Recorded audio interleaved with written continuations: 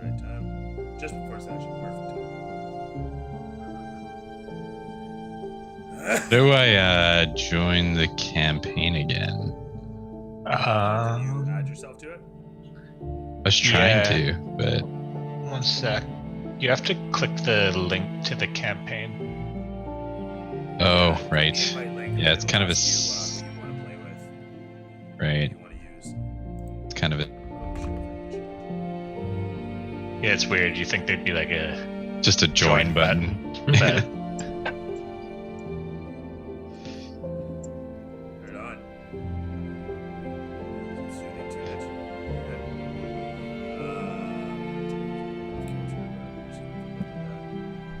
New era. Off-kilter tables. And masks in restaurants.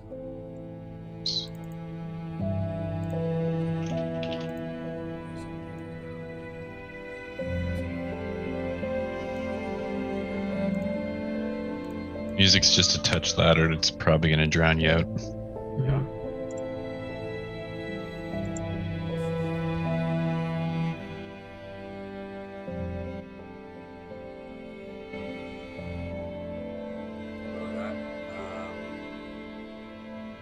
It doesn't sound like it got any lower. Oh, really? Yeah. How about now? That's Okay, better. yeah, it's dropped. Yeah, alright. Considerably, actually. Like, cool.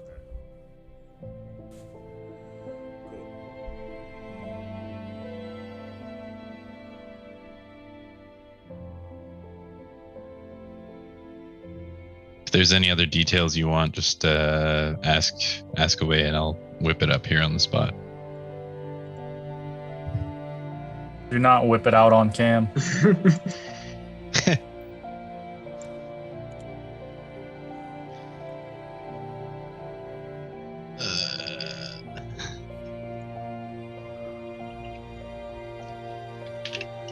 so sorry.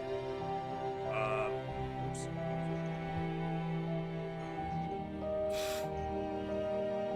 Is everybody ready? Yep. Welcome back to another exciting episode of Blacktop, a Dungeons & Dragons 5th edition campaign from my garage to you with passion and glory.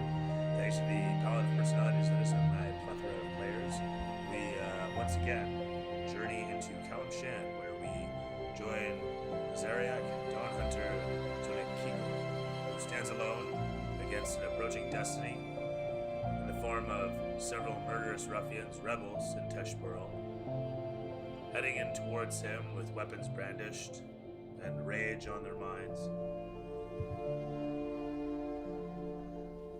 Will he survive, will he not? Who's to say, but his companions, either lost, fallen, unconscious, taken, he stands alone, all the same. Elsewhere, another member of the crew, Barryum, has diligently worked to and finished developing the mechani engine's emplacement within their battle bus, the platform with which they had made their way to Teshburl through the Great Race across Kalimshan. The Great Race, seemingly fallen to the wayside, sits derelict and on pause as the whole of the paddocks have been torn of any sort of population, any sort of presence. Everybody seems to be missing. And in their stead, signs of violence, signs of strange happenings, creatures perhaps. And yet, despite all this, Barryum has finished his progress complete. The engine sits flared, flaming, and active, ready and begging for life and duty. From there, we also have down deep underneath the rebel mansion, manor, dilapidated old ruins that they are, Sorth and a new companion, maybe, who's to say? A fallen Azamar, a fellow who is seeking his own retribution or destiny, his own revengeance of some sort against he who would command him. They now delve deep underneath this rebel mansion, the ruins of, to find the center of this individual's plans, Ali's master's plans. Coming upon this dark, secreted away, we now will find out what fate has in store for all these various threads and tales.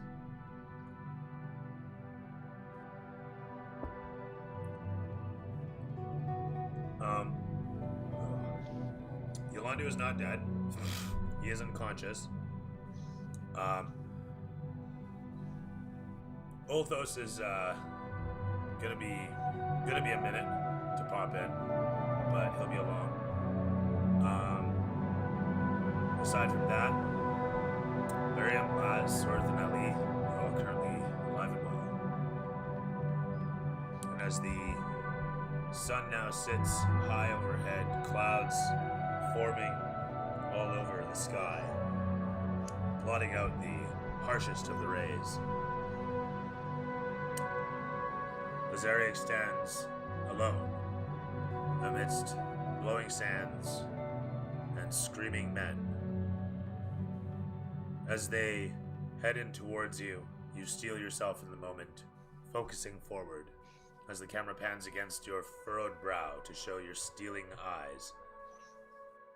As you scan over your adversaries one by one as quick as you can, you ascertain that there are many. They are dangerous, but they are fleshy, and they will bleed. And with that, we'll start with you, Laz. As you stare down against these several individuals, you stand in the gateway of the ruined mansion area. You stand just outside the doorway that leads through the stairs that go upwards. This is where you just came out. That said, there are a great number of murderous gang members heading in towards you. 1, 2, 3, 4, 5, 6 of them, Yeah. to be exact. Now I was heading towards heading in the direction that Sorth had disappeared, right? I had seen Sorth disappear, and that's where I was trying to make my way out to, because I was gonna get either stuck on the rooftop with them coming up the stairs, or I was trying to make my way towards wherever Sorth had disappeared towards, right? Correct. Now, the question becomes, are you going to try to do this inside or outside the mansion grounds? As it stands, to run inside the mansion, you'd have to pass by these guys. But you could do so here.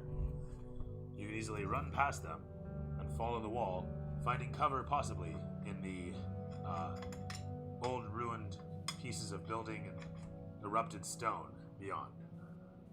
Now I couldn't get there inside the building. There was no way from the tower when I was in there. Like a doorway that leads out to the inner areas?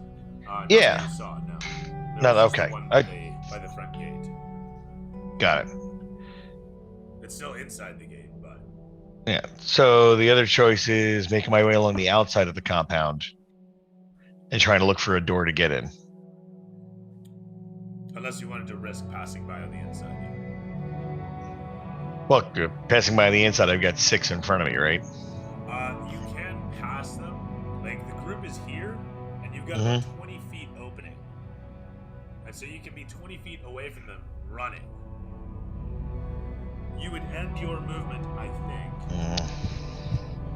within, I want to say, 30 feet of them.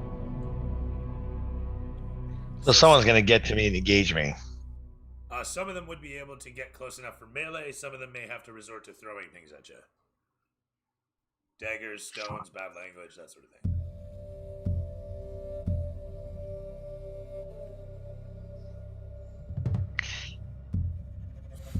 What kind of advantage? I'm trying to because I don't know what the inside of that tower looks like heading up, and there's 6 guys coming at me, and If I the were to best describe advantage. it, it's literally a 5-foot wide hallway with stairs leading up, and then Just spiraling leading up. off to the right.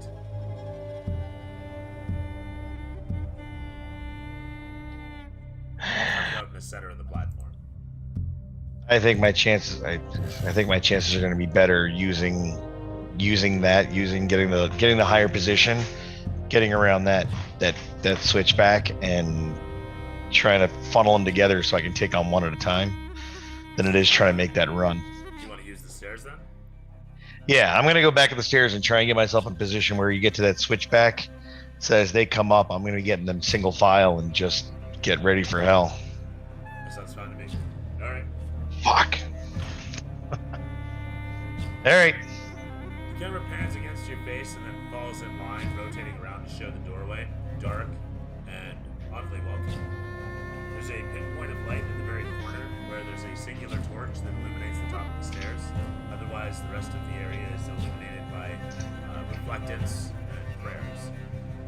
That said, you disappear into that darkness, your hulking silhouette, traced out by the light of the torch in the distance. As you round the bend in your movement and hold yourself in position, I'm assuming you ready attack. Yes.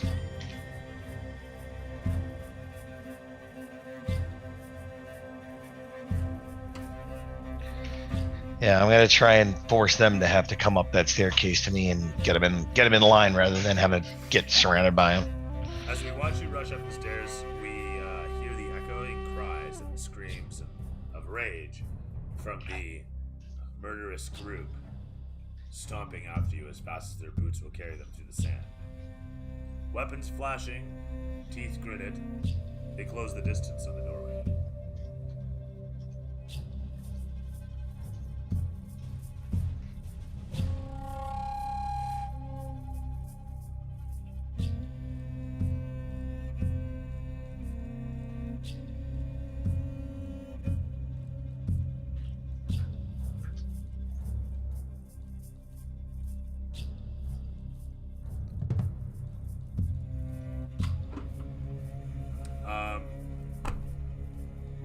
You situate yourself up at the top of the stairs, or at the first switchback, I should say. I'm going to keep forgetting that. These guys will close the distance. Stairwell. They will double move up. That is to say, they double move along to get into the stairwell. They'll be in single file, I guess. You know what? Fuck.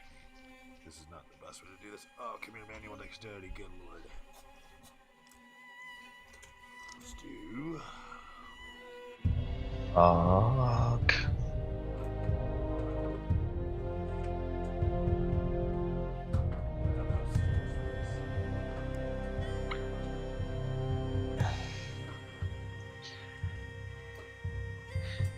Now, while you're doing that, if I need to retreat up the stairs and I get to that rooftop, does that rooftop connect to anything, or am I stuck if I'm... So these two rooftops are connected to each other, so... And this one over here. So if I need to, Always right there. I can backtrack and get across there, but we don't see any way off of that other rooftop. There's no... To get off here would be to jump across the walls and run across, just parkouring to the outside. Oh, always opportunity for parkour. Oh yeah. For a gigantic mountain of a man, sure. Crashing through everything as you do. Locks. Oh, jeez. They're all loose. What's going on? Alright, I'm all available. So...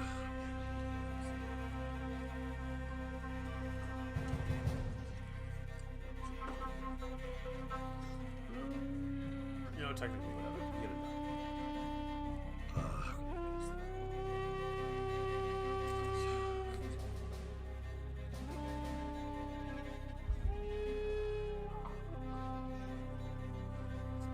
Do that. And then... Alright, good times. That was terrible. It'll work though, whatever. After a fashion. Whatever. Not sure what to do with this. Make it like that-ish. Alright, cool. Bam! Hey, look at that. It's a staircase. Sort of. You can barely fucking see that. Alright, cool. Now, these guys are gonna make their way up to here. This turn. Put a space between them. I guess the stairs here are a little rickety, so I'm going for by not having full bases and everything. Holy shit, there's a lot of them. Said 6, right? Yeah. All right, where's my I inventory? guess you're gonna be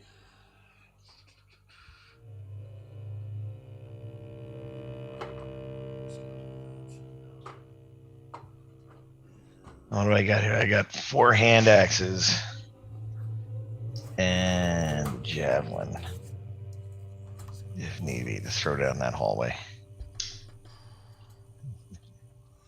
Oh, actually, you know what I can do? I can do this. Get away. You go to play. Oh no.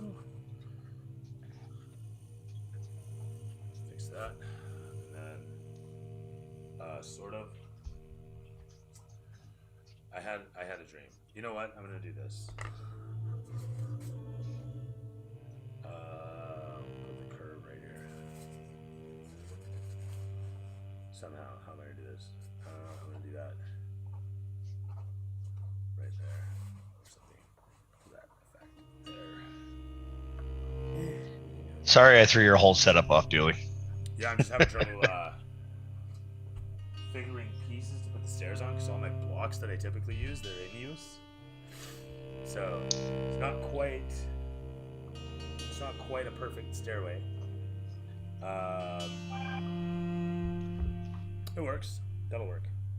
That's gonna cost you some experience, Laz. Right. Just trying not to die, buddy. Just trying not to die. This guy down here. I really don't care about the order. It's just that these guys will reach the corner. They can't really see what's going on. Man, that is just how bad I can't. There we are. It's a little better. And I should do that. Man, look how well you can see everything now. So much better.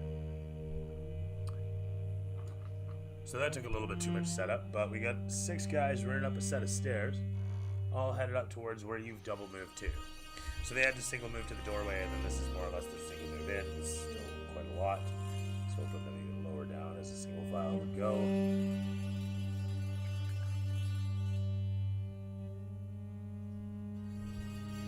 With that said, as you position yourself, steeling yourself against the impending wave of dudes, the camera's going to pan away.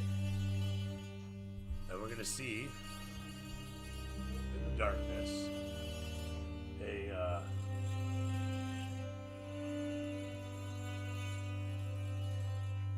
we'll go with that. Yes. A glint of yellow staring forth as we see the snout of one lizard fellow Sorth step forth. Alongside him, his companion, Ali, stands in the darkness, dressed in robes, holding his weapon at hand.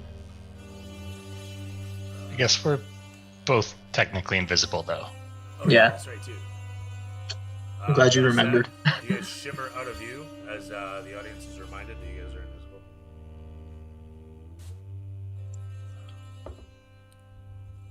But creeping forward and toward the laboratory that you know to be here. As you do so, you hear voices up ahead, familiar voices at that. You hear, oh, hang on, where did my phone and notes go? Suddenly I'm underneath those, aren't I?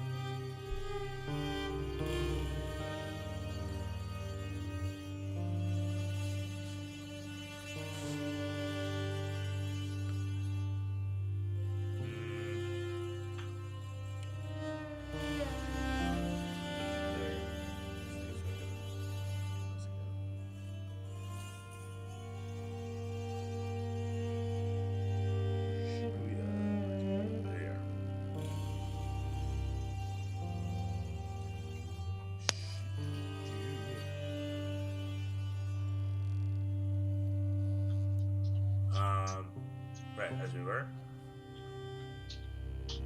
Oh, Sean stepped away. As I'm here. I'm listening. I thought you're working on on Sorth and Ali. I was just grabbing a beverage. oh yeah, no worries, no worries. Laz is invisible too. I'm not dead yet. Oh no, Cody turned into a sheep. He's a ghost. It really plays his new character Spooky. well. He does. Just wait. Laz comes back as undead, and it's gonna be all holy hell to break loose. We're just gonna come back as an undead army. Oh, Laz undead too. Oh, it'd be insane. I don't know if his intelligence would go up at that point.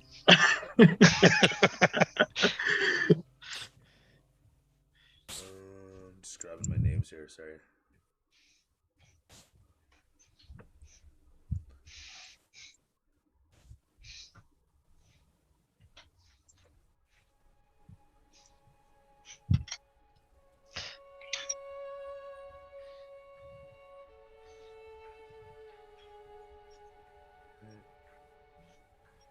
And right, cool.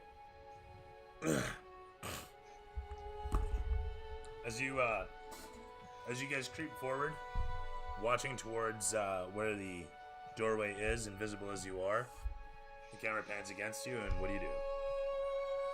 You guys are walking in. I'm trying to remember how we left off last session. We were sneaking towards a tunnel at the far side of this room. And was there something in it that we heard or no? You smelled something.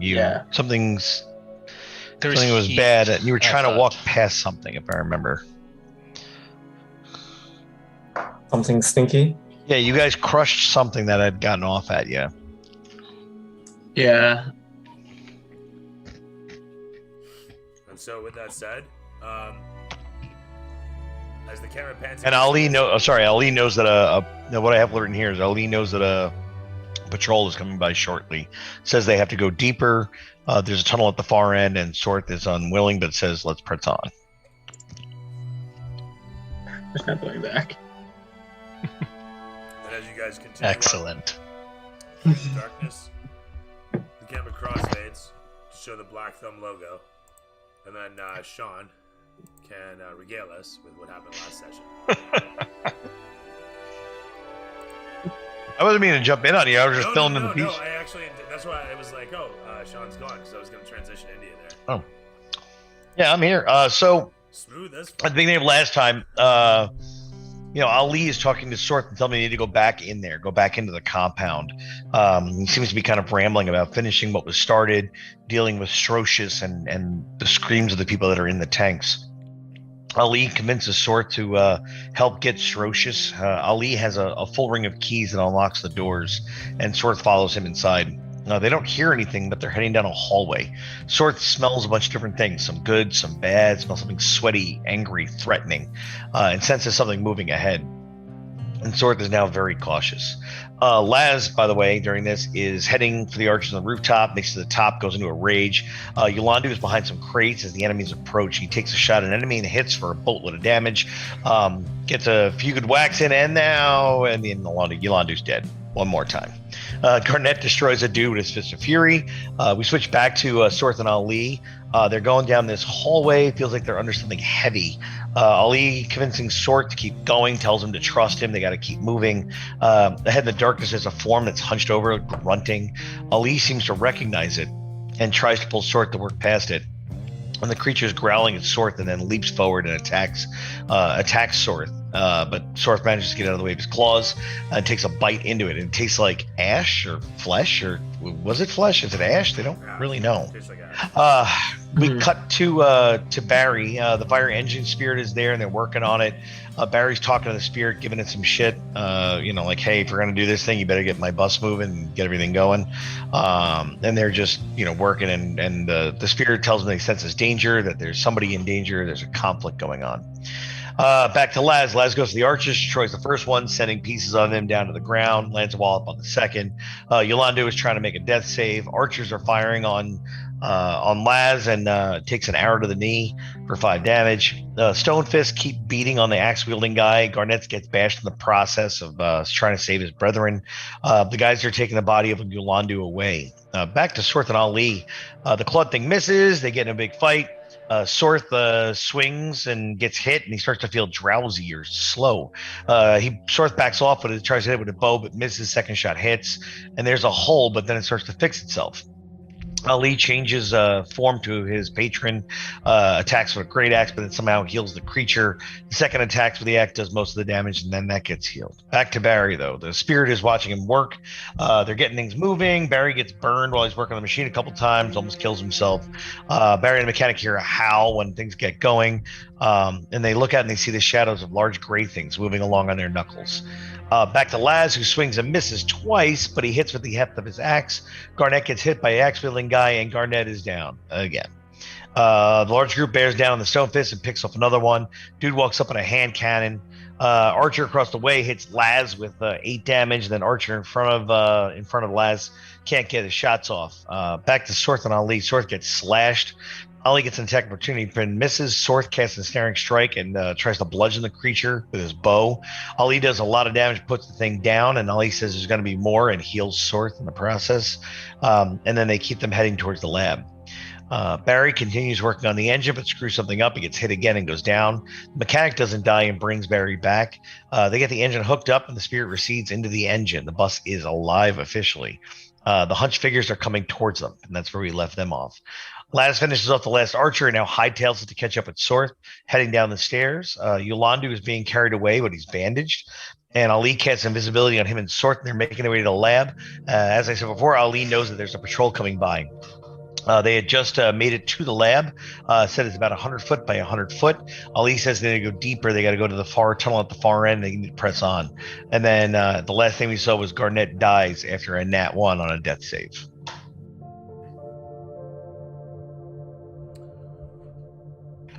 Lots of tragedy rating last session. It was a terrible, terrible tragedies.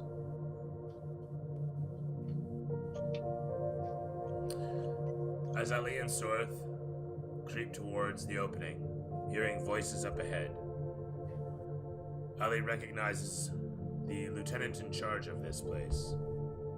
What's up, Ricky? Staring ahead through the darkness, you can make out the reflections of the strange lights scintillating off the walls of the impending laboratory through the doorway. The bubbling of liquids and fluids, the sound of the steam chuffing and releasing from the various valves that come off of the thermo. You cannot remember what the master called it. Thermo something or other. As you come towards the doorway looking through, you can see that there is a bit of a tunnel leading to an open room filled with piping, long and large, some of them, others small and bunched together like a bale of hay, strewn overhead or along the floor, leading to and from tanks and into the various surfaces, be it the wall or floor, disappearing from view as they lead off to who knows where. The both of you, I'm not sure how you're keeping track of where your locations are, given that you're both invisible to one another. But with that in mind, Sorth, you can smell Ali. Yeah. I wouldn't really be able to track him. I'm hoping he's still following me. Say, now that I really think about it, you can also smell Sorth. I haven't showered in. How old am I? Yeah, really now. So with that said, as you guys creep forward, you can see the silhouettes of several individuals working around this area. It's a approximately 80-foot long space that widens from a 30-foot opening to a 50-foot wide hall, if you will, at about the 20-foot mark. So there's about a 20-foot by 30-foot open foyer, and then it widens up on the right, specifically by another, 50 feet? Or sorry, another 30 feet. 20 feet. You can see a doorway on that jut, okay? So as you come in through the doors, there's a door about 30 feet away to your right, and then the hole in the chamber widens by another 20 feet. You can see pipes leading off from that jut, leading overhead. You can see pipes coming up out of the floor, where there is a rather obvious hole that has been hewn out, brickwork displaced with no care, and the hole thereby bored downwards, a large crater leading away to wherever the master is piping his power from. The several individuals, of which there are 4, plus the lieutenant in charge here. The lieutenant in this case, his name is Sukor, Saffron Sukor, that you're aware of, Ali, and he's not necessarily the friendliest fellow, but he is intelligent and sensible. He, unfortunately, is very loyal to the master. He is diligent in his craft, and his craft is that of a strange nature that you're not quite familiar with. He does not follow traditional magics of any sort you're aware of. Okay. Let me just change this up here. This is just the wrong music. My apologies. And the other workers are just laborers, or That's minion 1, minion 2, so far. okay. Barry, I through Tom, IV. Dick, Barry. They work this area night and day. They have like cycles. They follow idle animations, that sort of thing. Point being, though, diligently are they idle animating next to a set of crystalline casks, and within these crystalline casks, you can see bubbling away a set of slightly colored fluids. They are more or less clear, but as they bubble and pop and hiss, steam filling the room and dissipating a moment later from the various valves upon the tubing leading into these casks, the bubbling, popping fluid every so often changes color ever so slightly, typically going a deep azure, if you will, at the edges of the bubbling, but the fluid itself, if this makes sense, stays mostly clear. Okay. With that said, the steam that puffs out actually has a bit of a sparkle to it, and ends up chuffing as it dissipates. And are these do I recognize them as the agent I'm looking for? As you're, you mean the lieutenant fellow? No, the alchemy Strocius is using. Oh, yeah, sorry. Looking over towards where Sukor is nestled, you can see him surrounding himself with his little base, if you will, his nest of shelving and table surfaces stained with whatever experiments he might be operating here. As he looks over towards some of the acolytes, he calls out for one of them and beckons that one over. As the minion approaches, he hands it a bottle and gives it directions. As you watch this unfold, the minion takes the bottle dutifully over towards one of the casks, where he climbs a small step ladder up the side of it, opens a hatch, and as a bunch of fluid bubbles and spews out, the acolyte screams in horror and pain as it lands upon him. The acolyte holds on to the side of the cask desperately, and then a moment later dumps the contents of the decanter handed to him into the cask. As this occurs, he dumps like maybe half a liter of fluid in. The whole of the cask turns a deep azure all across. You watch as the bubbling fluid suddenly has the cloud mixture violently disperse and turn the whole of the cask's contents deep azure. Light passing through it bounces about, and the acolyte calmly steps back, closing the hatch. As it shuts, some of the fluid still again spatters out. This time the acolyte doesn't scream as hard. He gives a bit of a wince and a slight shout, if you will. Takes a step off the step stool. Taking a few steps away from the cask, you watch as bits of the robe that he's wearing fall away, and a moment later, driplets of something, blood, ichor, something, falls away from him. You assume it to be the fluid mixture, until his arm suddenly begins to go limp and he stumbles a bit. He regains himself. Lifting his arm, you can see that it begins to glow as he is about to apply himself perhaps a healing of some sort, invoking whatever magic might cure him of his ailment, but too late as bits of himself start to slag, for lack of a better term.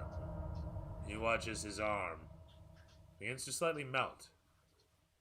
And when I say slightly, he watches it distorts ever so slightly. And then a little bit more, and a bit more, and suddenly the whole of him, as he realizes what's happening, he begins to scream. But the scream doesn't last. In fact, what you suddenly hear is a strange popping noise.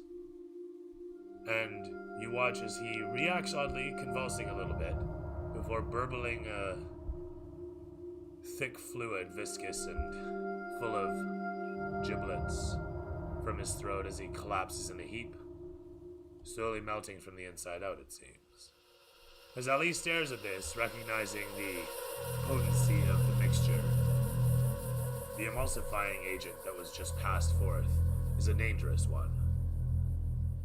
And if you breathe in the fumes, it can kill you from the inside out rather quickly, melting you, your flesh. You assume that there are new bodies that are being affected upon, for there to be fresh emulsifying agent being passed through, either new bodies present or new bodies arriving. Either way, it softens the body for the introduction of the other facets of the system. Okay. So this is one room. I just want to say, I forgot to mention, there is another doorway at the back of this chamber. As I said, you know that there is more to this place. The casks here lead to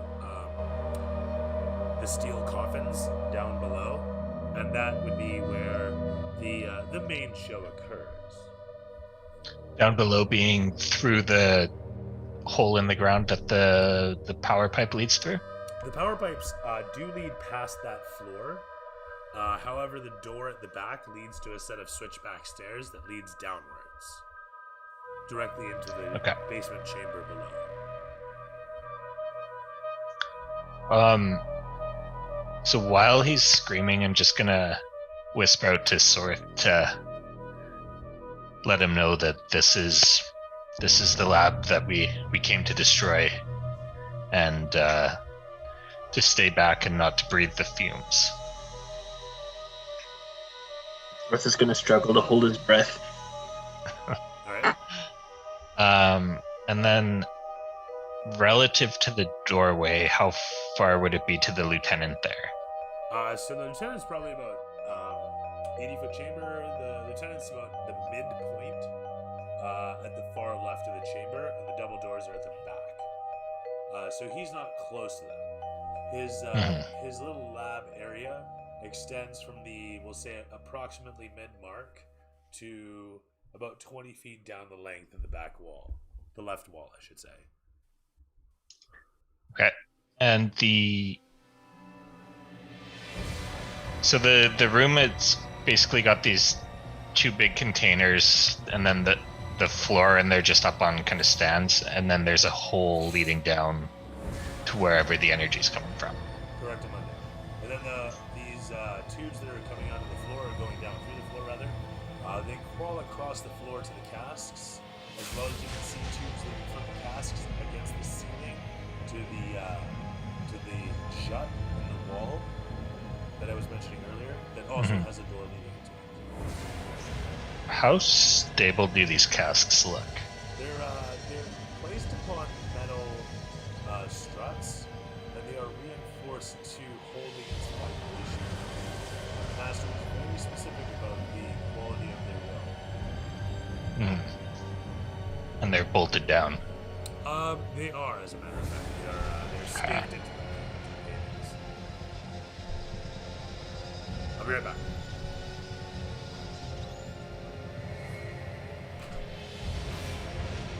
I kind of wanted to just hold my breath and push it over, but I know what I was thinking. When you mentioned destroy the place, I was like, okay, let him match and go.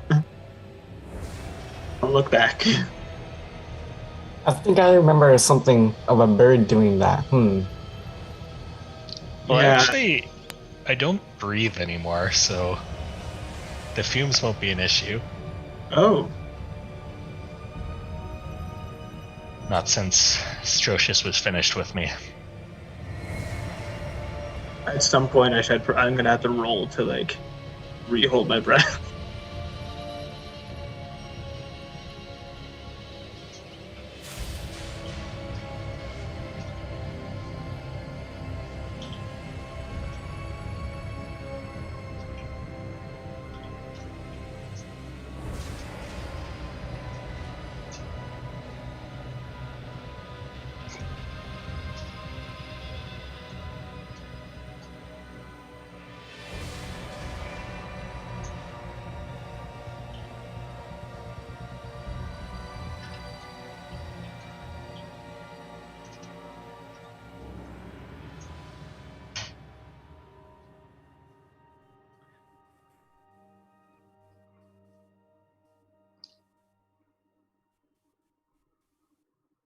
Does anyone actually remember why we went to the Della Vega compound in the first place?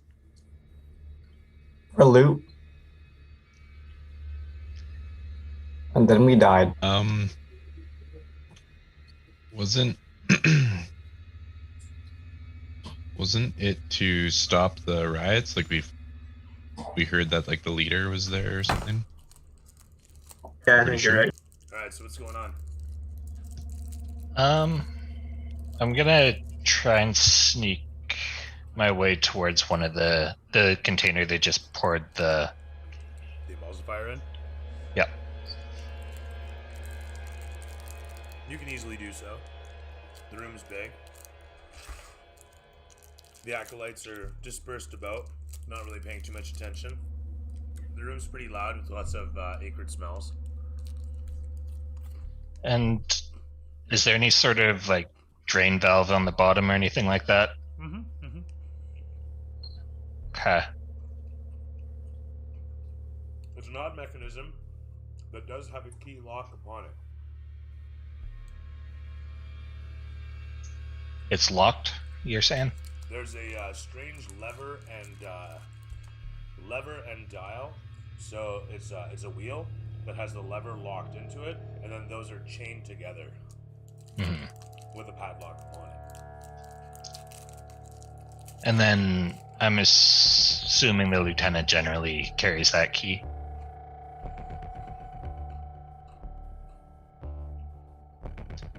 Sakura absolutely has a key ring upon him.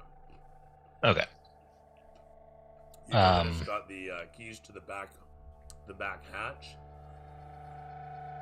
Sorry, the back door that leads to the hatchery, air quotes, as well as the drain plugs on the main casks, and finally the access controls on any of the rooms. Okay. I'm gonna try and continue crossing the room then to go pay a visit to the lieutenant there. Sounds good. We watch a shimmer pass by the camera as you walk in towards. Sorth, what are you doing? Sorth right now is just trying to see how Ollie is going about this, and then he's gonna follow suit carefully, kind of like follow his path, so that way he doesn't get caught too. Good, so you're staying close, yeah? Yeah. Okay. With that said, you guys do so.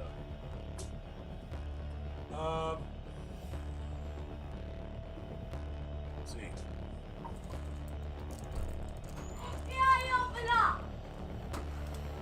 What's up? Is this loaded? I wonder. Is it loaded? Oh, yeah.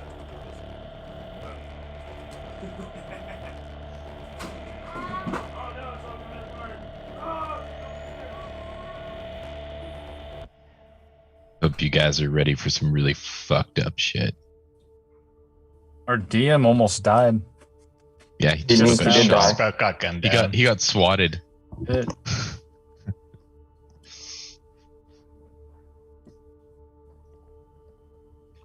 He did die. It was very unfortunate.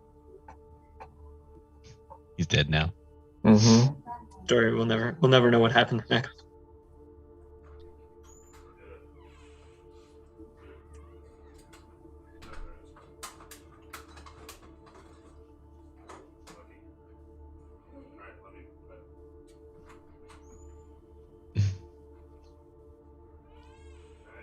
Rick, any more interesting events? no, not lately. Damn, Nothing spicy at all. that's all right. Where I was love that no one knows what's going on besides you. I'm assuming it's some weird orgy type thing. So. Probably. Close. All right, with Close. tentacles and other stuff. Oh yeah. Sorry, I wanted to say also, you know that one of the acolytes usually keeps a key to the hatchery as well.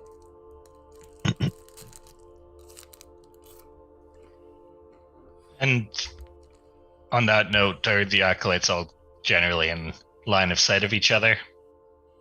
More or less. There's the odd occasion where one or two of them are hidden from view from each other for the casts or a pipe. Mm-hmm. So looking at their idle animations and the routes they're following, Watching their patrol paths for a while. yeah, is there a convenient patrol path where I could pick one off? You check the wiki, GameSpot, realize that GameSpot's shit. Then you happen upon a random text file that someone lovingly crafted that shows you the right way to do it.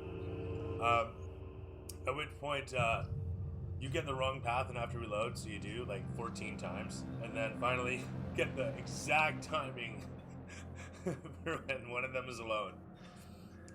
Like a bad game of Hitman, you walk in upon the dude. You can roll me stealth, I guess. Is that what we're going for? Yeah. Do I, by any chance, get like advantage for being invisible? You 100% do, yeah. Oh, thank God. That'll at least cancel the disadvantage.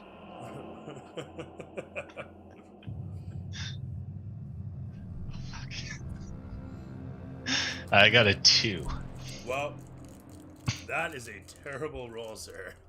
But I want you to know, you also get a +5 bonus for how fucking noisy it is in here, with the chuffing steam and the whatnot. But that is still a 7.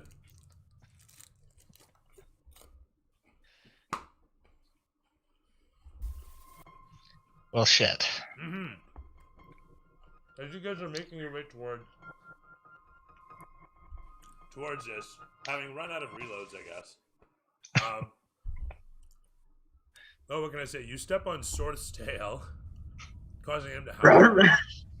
But aside from that, you trip forward, making a loud racket of your armor as you clang into one of the nearby pipes.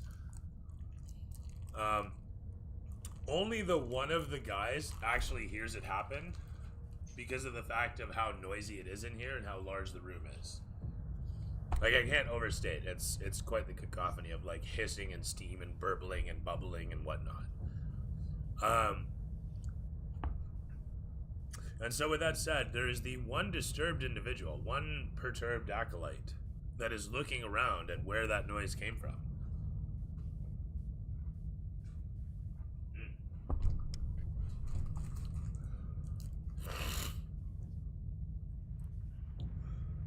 And how far is he from me?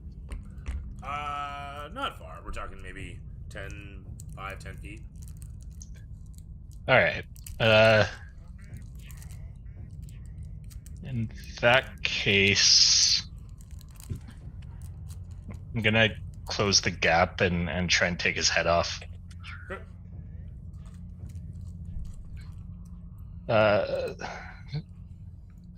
So since I'm still invisible, I get advantage on that first attack, right? 100%. All right. So 25 to hit. And 17 damage. Yeah, 25 to hit, 17 damage. I'll buy that for $1. You're hitting him with what, sorry? A great axe. He lets out a bit of a whimper and a sigh, rather than a scream of pain, as you smash down into his chest.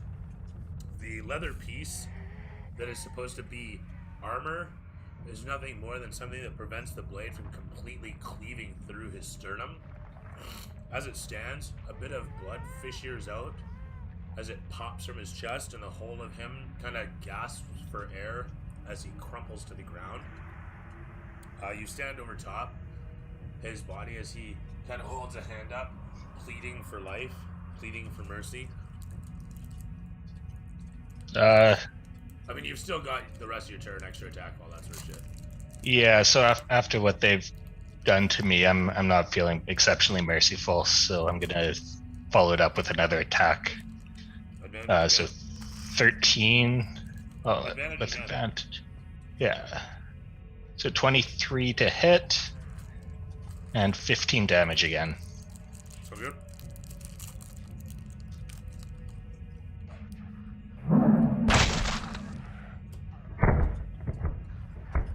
Wordlessly, you bring the axe about and use its weight to swing yourself, such that it cleaves through what remains of his,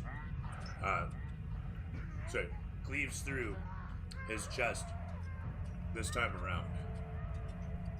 As the top half of him kind of lops backward and crumples into the ground, the rest of him unceremoniously follows in a gruesome display.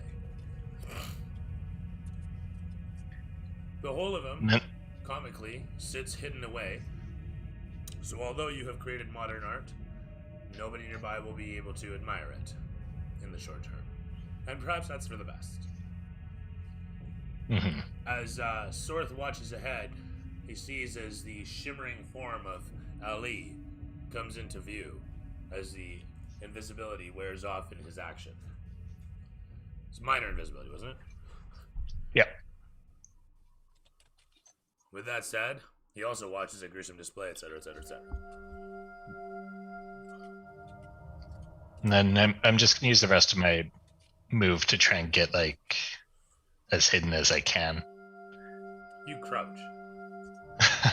Perfect. Sorth, was there anything else you'd like to declare? I'm just gonna ask Ali, what's the plan here? You hear his voice echo out from nothing. We killed them. All of them? This place must be destroyed. Can I see around me? Can I see anyone? Yeah. There's a dude 20 feet in either direction. 25 Are any of them somewhat secluded? One of them is. The other one you think is hidden from view, but you can't really tell from this angle. Alright, the one that I know for sure, I'm just gonna take a shot at. Okay. You have advantage for being hidden here. Nat 20. Fantastic.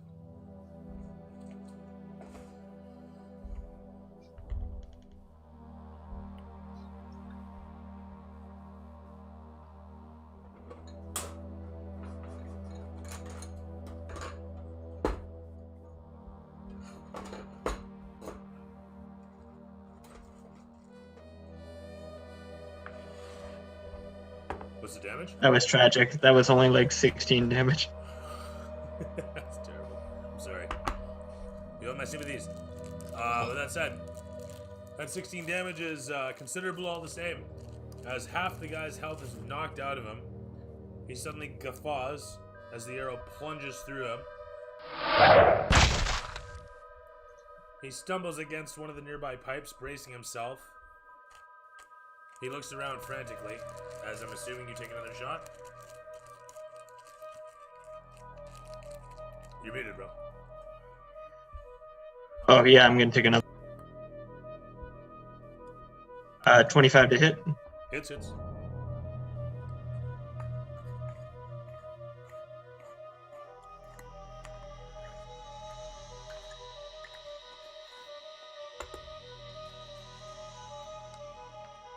23. That's a little better, eh? Yeah, that's nicer than the 28. As he looks around frantically for a moment, another arrow crashes through his skull. As it puts a hole through him, his mind failing to work any longer, the whole of him seizures for a moment before crumpling into the ground. I'm gonna turn to Ollie. Sorry, you hear something release a sudden stream of pressure, and as it does, you can hear somebody shouting. One of the other acolytes begins shouting, and you can see that they're shouting over towards where the one you just shot should be. They don't seem to realize that that one's dead. And they're shouting as the steam is gaining pitch and becoming more intense, and you can see the stream now shooting overhead from one of the pipes.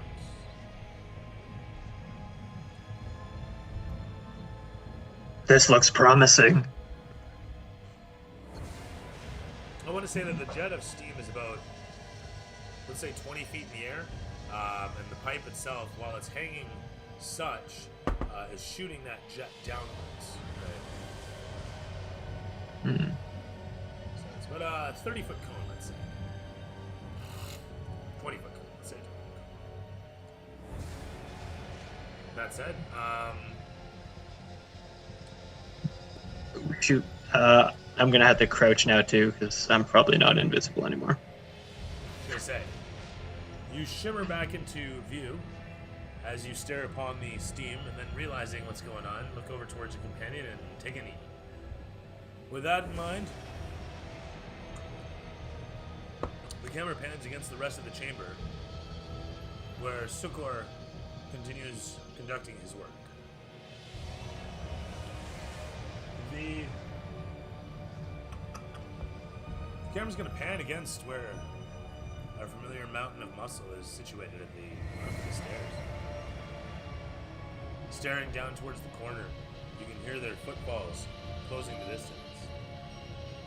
One of them suddenly comes raging around and up the stairs. And as you stand there, braced and prepared, the camera pans in against where you unleash your fury. Tell me about that fury. Sorry, had two different things muted.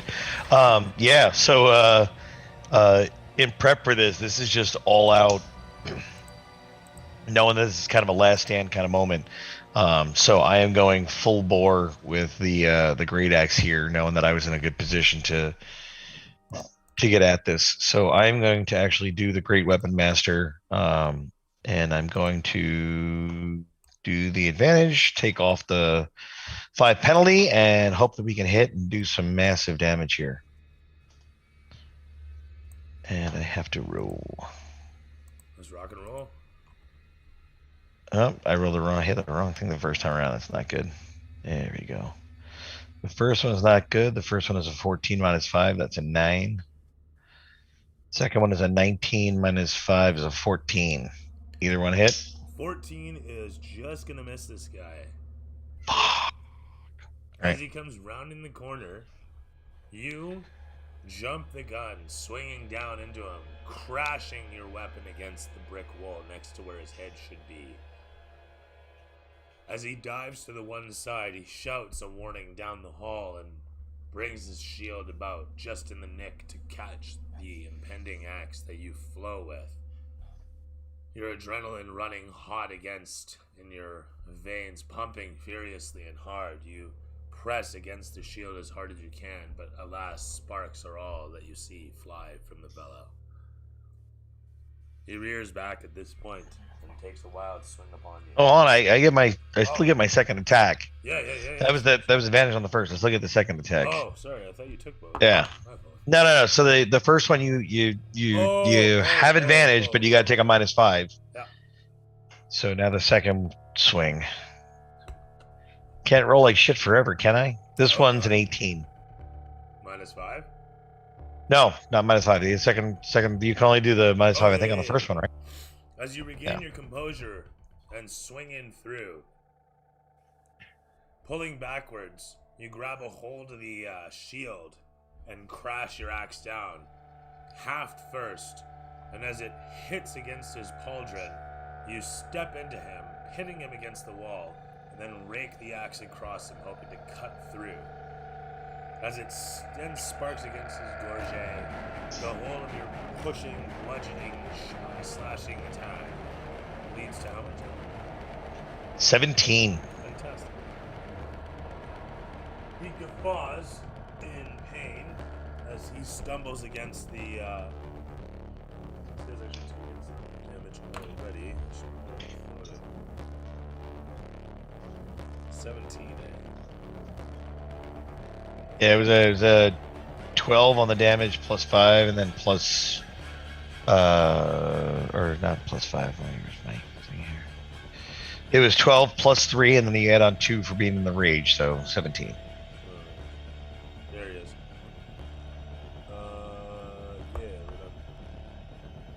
So 7 and 17 brings this guy to.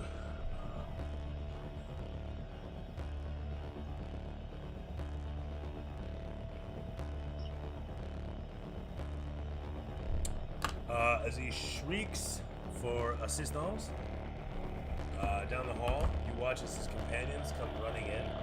The one rounds the corner and whips off a dagger towards you. As she does with a 14 plus bonus, it's going to stab you into you. Wow, awesome. 6 plus 3 for 9 points of piercing damage. You're raging, Yes. so you can have that down. So it's 4.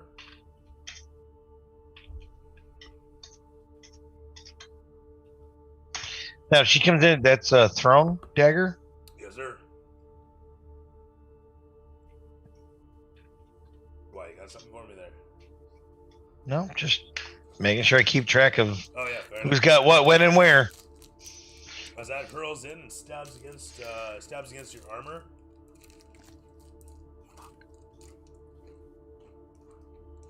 Oh my god, I just You're closed running literally. down the Oh my stairs, goodness. and several more try to get to you, but they can't work past each other because game mechanics. But with that said,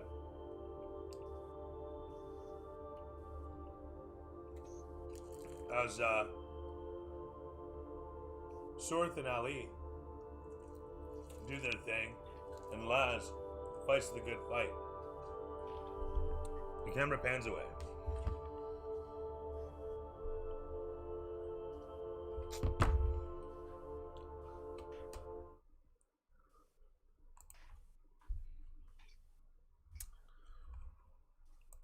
There's a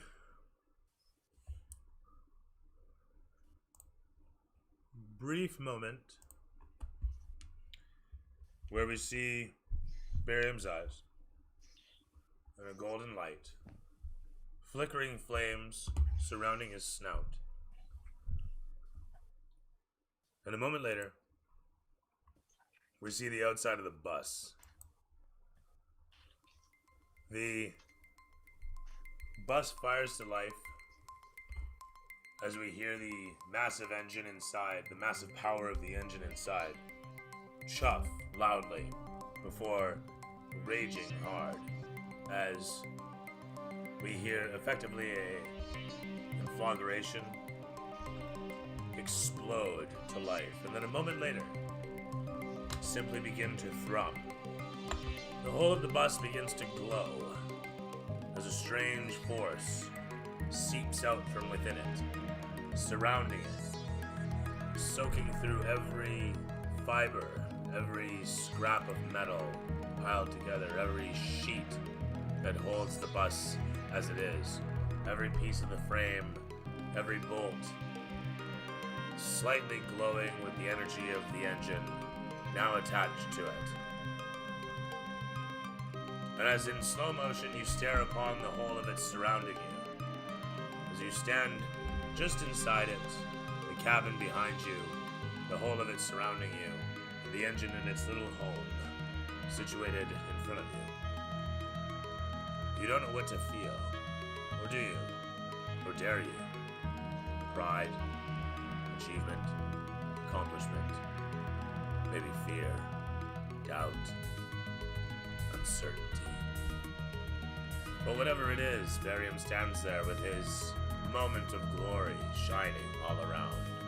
Its epicenter, a miniature sun, a meteor of sorts, held and empowering that which you built.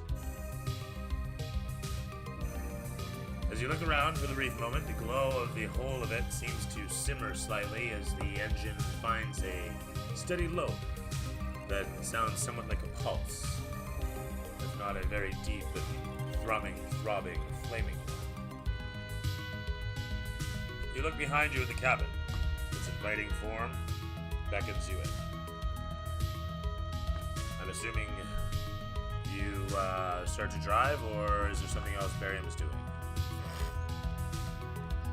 So is the bus in complete working order now? I mean, relatively speaking, the mechanics seem to have done a great job of putting it together. You haven't given it the full review, but from a once-over, it seems they've done what's necessary to get her as ship-shape as possible without an engine. Then I think it's time to test it. I think my kids are making another round trip here for some reason.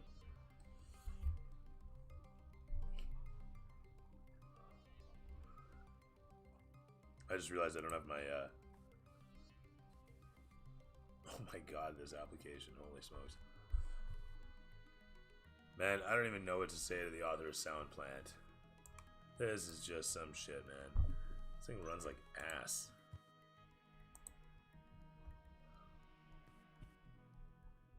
I told you guys, like, the application update documentation said, rebuilt from the ground up for speed. Now it's just running like shit. Isn't that just convenient? Oh my god, it's so bad. It's like if I said I rebuilt this car for speed and just like took the tires off it. You know what I mean? But they reduced the weight. What are you doing to that car, Homer? Speed holes.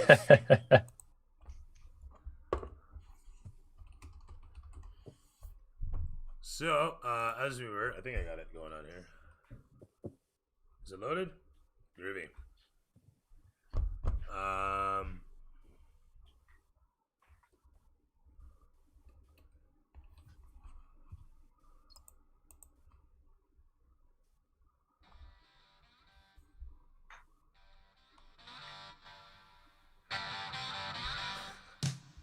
So, with that, you get into the driver's seat.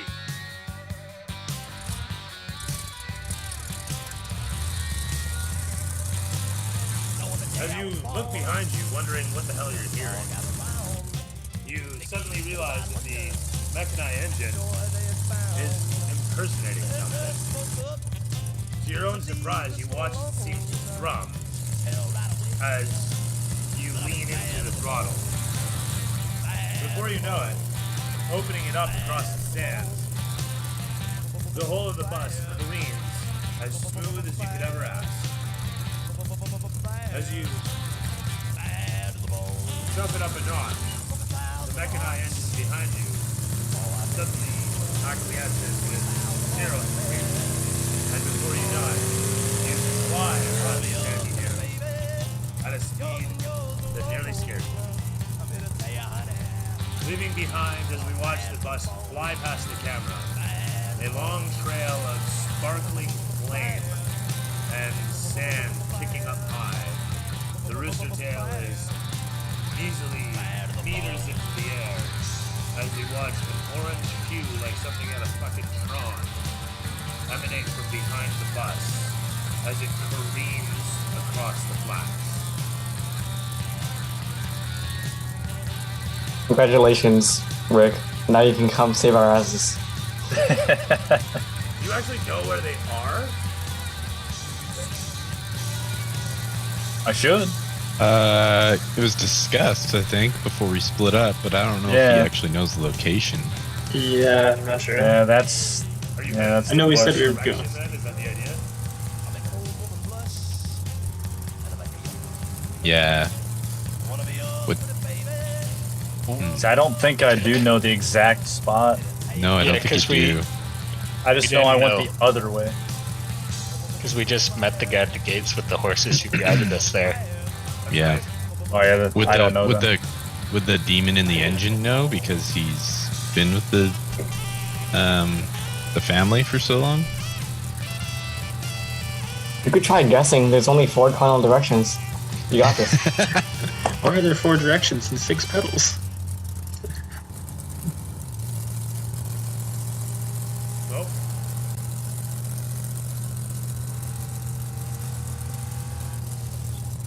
Guess I'm taking a random road trip.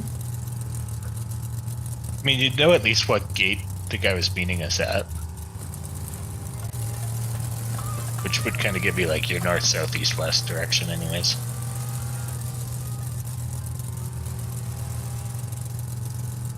so what's Barryum doing then? He knows what he must do, but does he know how to get there? What's he going to do to figure out how to get there? And there's like literally nobody to ask right now, right? Well, I wouldn't say nobody. Could I consult the mechani engine since it seems to have a sense for where danger's at? Something like that, eh? Almost It as knows if a conflict is going on. Almost as if it can sense you.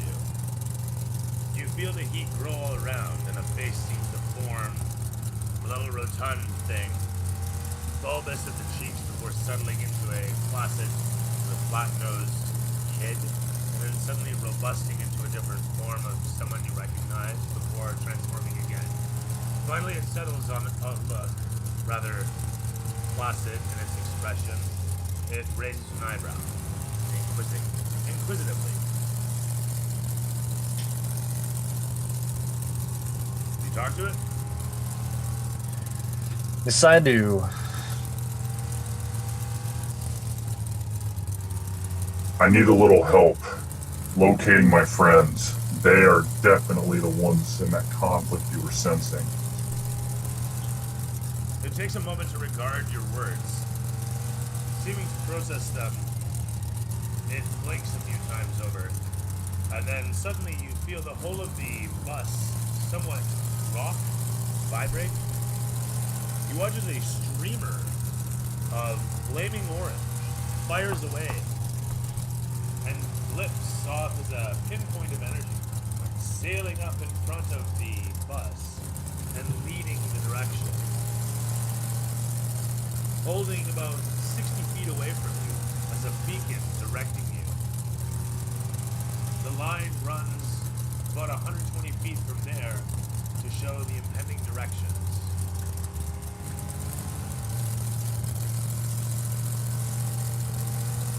So literally you get like a, The bitch is built with GPS. yeah, you get a flaming line that is about 120 feet long, 60 feet out in front of the bus, and it's pointing in the direction to go.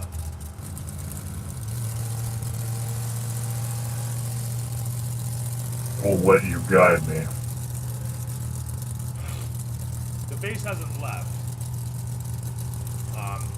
Face still sits next to you and awaits whatever commands or orders or requests you might have, it seems. But with that said, Barryum absolutely has directions leading to where he needs to go.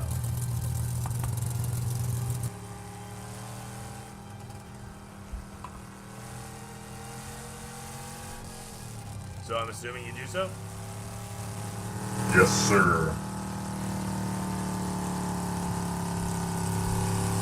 We watch as the bus careens against these dunes and flats, bouncing over various bumps as they might come along, vaulting over gaps in the sand, striking against rocky portions and simply flying over them as if they were nothing. You expertly steer along as best you can. You expertly steer along as best as one could, what with the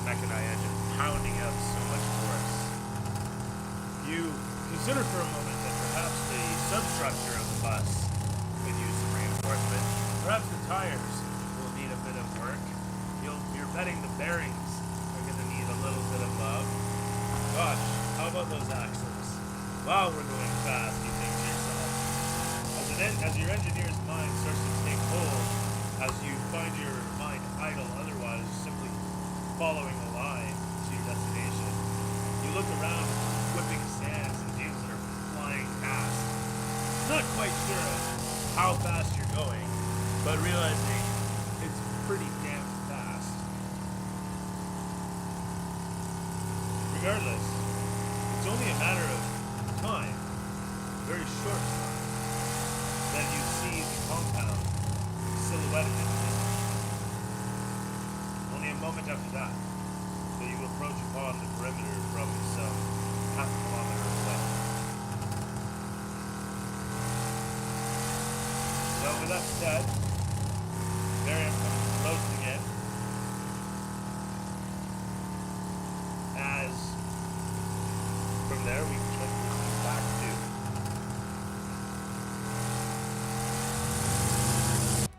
sorry, getting another engine in there.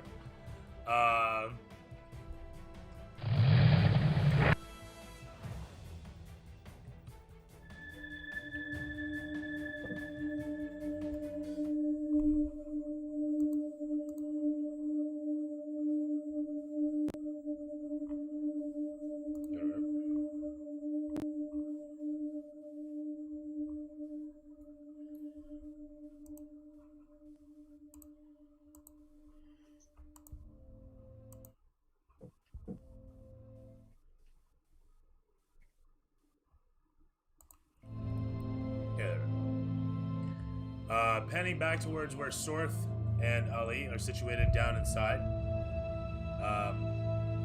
The bodies of your various victims assorted in the chamber where you've dropped them. The one fellow screaming at this point, shouting to be heard by his companion. He starts to move around to see what's going on.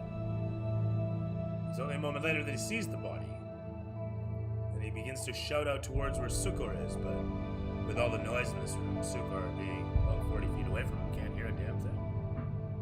As the fellow continues to shout, you realize you can't even barely hear him, but you can somewhat hear him. You're just on the edge of his audibility. He then spots you, despite the darkness, looking over towards where both of you are situated, taking a knee against the cover, the sparse cover that is afforded in this large chamber. In this brief moment, he brings about his hand from out of his sleeve, and you can see a moment later a dagger flash into his grip. You can see the dagger begin to glow as he, a second later, shouts out some arcanic phrase, and from the dagger you see several bolts of energy, ouch, sailing in towards where you stand.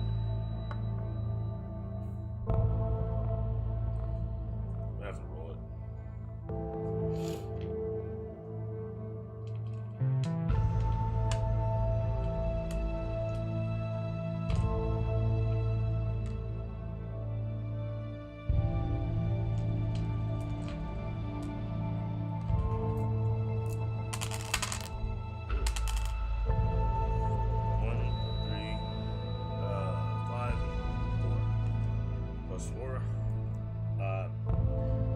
Points of damage. Sail in upon Sorth as one after the next. Several bolts of terrible power sail in upon you.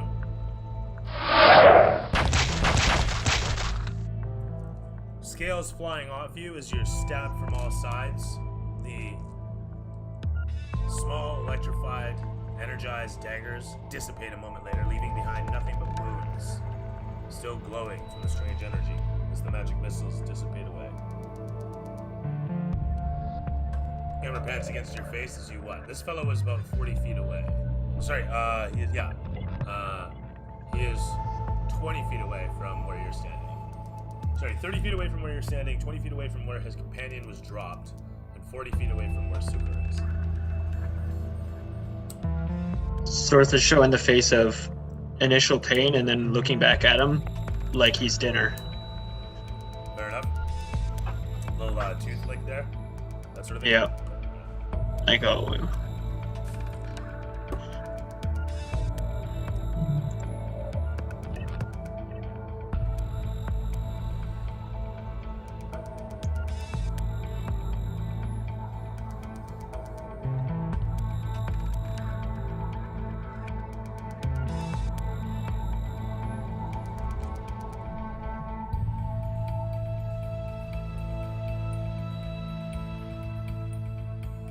What's Sorth up to? Oh, yeah, so after getting hit, Sorth is going to retaliate by shooting back at him.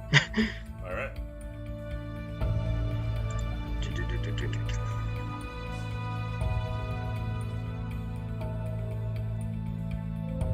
That's an 18 to hit. 18 to hit hits. Yeah, Send an nice. arrow. Yep. Notching Um,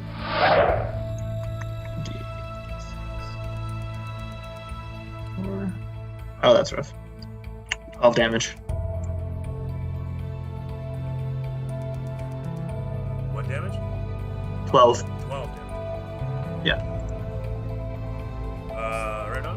Says you have 12 damage on him, which means that you're taking a second shot, I'm assuming. Yep. That's going to be a 24 to hit. That's it. That time. 19 this time. Right on. That's a good fucking hit. One after the next. The guy wavers for a brief moment as the second arrow punctures through his chest cavity. Bless you. As I was saying. And again. Bless you. Thank you.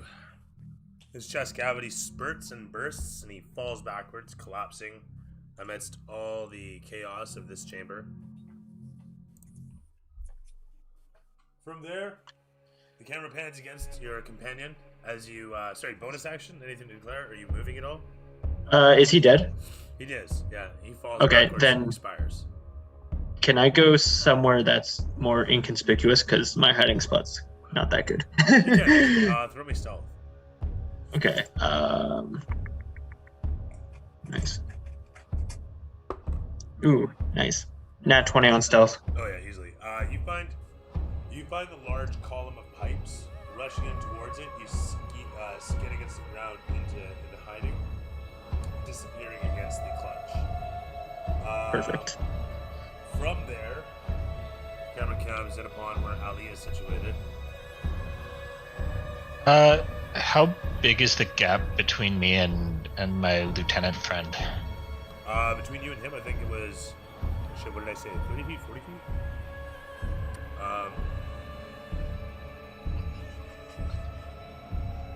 No, you're about 20 feet at this point. He's over there. All right. So if it's 20 feet, Actually, no. He will be inside his lab, so he's at least 30 feet. So he'll be 30 feet away just in case. okay. I'm gonna close the distance on him then, Okay. and Throw me an athletic check. 9. You manage to clamber over the stuff between you and him, large pipes, table, and close the distance upon easily enough. Coming into melee range, he looks over towards you as, with a sudden look of surprise, he realizes what's going on. Or seems to. I'm gonna raise my axe and take a swing at him, and while I'm doing it, I'm gonna shout out that you helped do this to me. And it's 13 to hit, Right?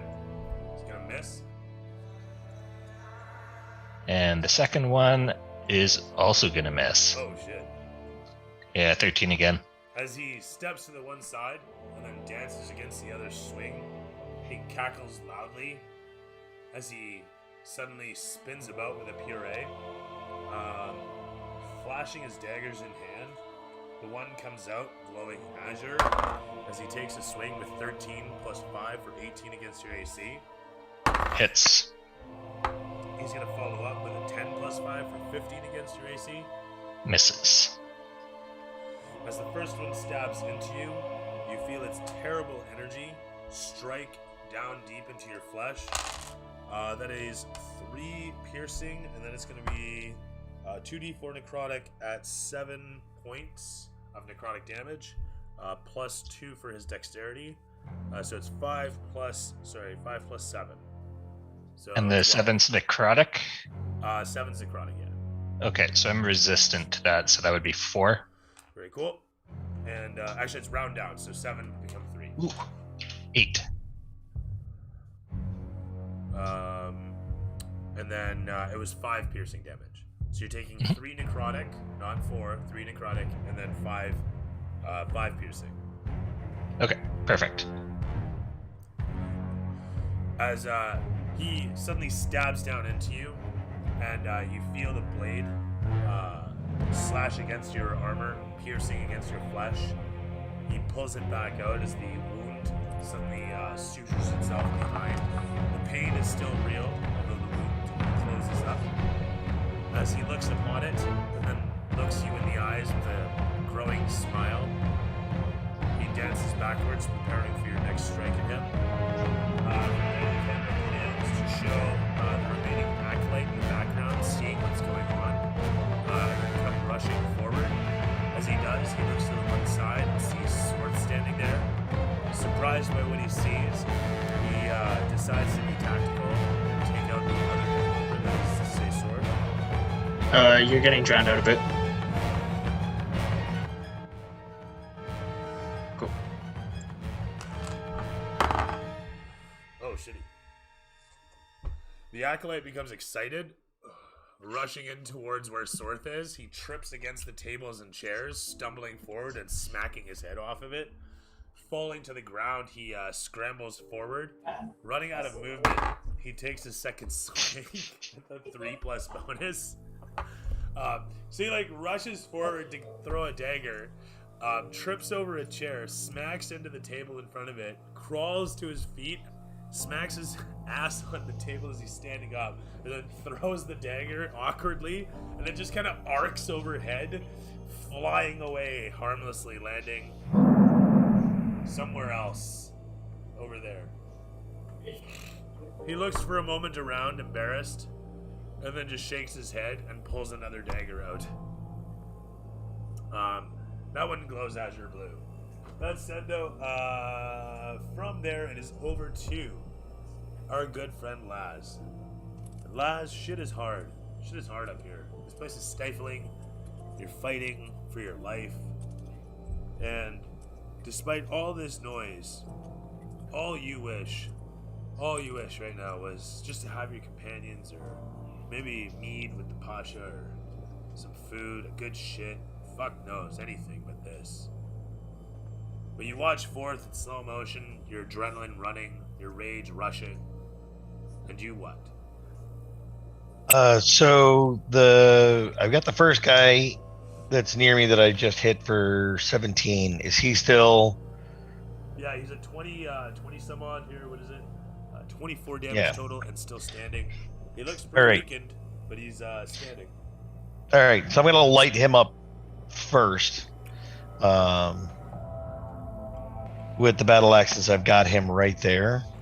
I know I've got that other person down at the bottom of the stairs there. So the first thing I'm gonna do is just take a standard attack first. And so we roll. Now this I'm doing the reckless abandon, but yeah, right? I'm doing the reckless or no? Where am I at? Sorry, I'm trying to remember the thing.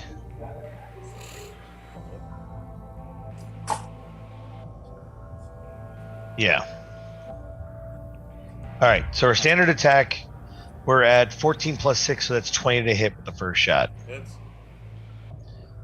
And the damage will be, not so strong. The damage is 3 plus 2, so 8. As you smash down into him, He still holds his shield stalwart, strong in front. It's not enough. Your mountain of muscle crashes down, gravity playing against him, and what can I say, but the shield smashes into his own face. He shrieks out in frustration. All right. Sorry, I got one more. Did you say 7? It was 8. 8. Yeah, 8 is great. Yeah. Near as you can figure it, he's not long for this world. All right. So my next one, if it's possible, my goal with this next shot is to send him down the stairs. So I'm going to take that swing. Can't see underneath here. Nat 20. Holy So shit. 26. Jesus. All right. Sounds About good. to ruin this man's day. All right. So it says 2d12. So that's 16. So it's 8 plus 5, and then plus 3 is 16 plus 2 is 18 total. Not bad. All right. With that said, that's a shit ton of damage and well enough to see him done. As you rear back, he shrieks out in frustration as you smash through him. As you rear back, he seems to gain a new renewed vigor, and then suddenly realizes he'll never have the chance to release it. As he careens away from your axe, bits of him coming off on the blade, he suddenly hits the ground, end over end, as armor bits of him fly off as he rolls backwards into the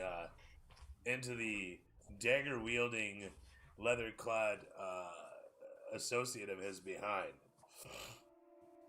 She is going to make a quick save here, which is going to be 5 plus bonus. Terrific. Deuter and his shield roll into her. The two of them bash down the stairs, falling backwards. He lands on top of her dead, seeping at several points. She, screaming in frustration, sits pinned under him. The rest of her companions rush in upon. Hi there. And hello. How are you? Avon calling. With that said, she'll get helped out by one of her companions, and this guy rushes in with a 2 plus bonus, and then a 1 plus bonus. What the fuck? So that's cool. Right on. As the guy rushes upon Laz, you receive on the haft of your blade the next fellow's first swing. As he grimaces and takes a quick kick upwards, he realizes he's going upwards and that it's been a bad choice. He narrowly dodges a defensive punch that you send towards him as he tries to make a strike at your legs, clumsily falling into the wall instead of striking at anything. With that said, he loses grip of his he loses his footing and manages to crumple down the stairs slightly. As he does so, his companions are pushed back as well. First guy's gonna make a save, actually. It's gonna be a nat 20. He's gonna push his companion back up, who stands his ground, although he still failed his attack. With that said, that's Laz, actually, still alive.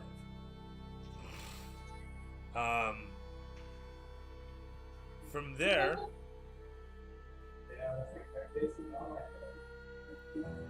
we see the form figures of a few familiar faces being carried down through the dark depths. We see these individuals swinging back and forth as silhouettes, and then we see their faces, and then we see their faces illuminated, and then back into the darkness. As we crossfade to where Sorth and Ali are busily working over the chamber, where Sukor is facing off against Ali in a pitched battle, and Sorth is under attack from a desperate and somewhat disturbed acolyte. We open up with Ali as you So for my bonus action, I'm gonna take my Form of Dread, Okay. which gets me 9 bonus hit points, or temporary hit points. And then I'm going to attack with my Great Axe for 14 to hit. He's gonna miss. Okay. And I'm gonna try again. Oh, fuck off. 13. As you take another wild swing with the axe, you watch as he suddenly blips from one side of your swing to the other. Seeing this occur before, you plant a foot, take a quick kick around, and swing again, carrying the axe with your body weight through for another strike, but too late as he steps simply out of his range. It's a moment later that he assumes stance and then thrusts forward. 15 months of Gonzo. As he thrusts forth, his azure dagger flashing with a blue light of 11 plus 5 for 16 against Ali's AC. Misses.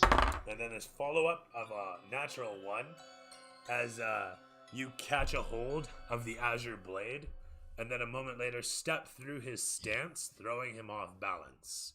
As he stumbles and trips forth, sprawling out on the ground, unable to attack for his natural 1.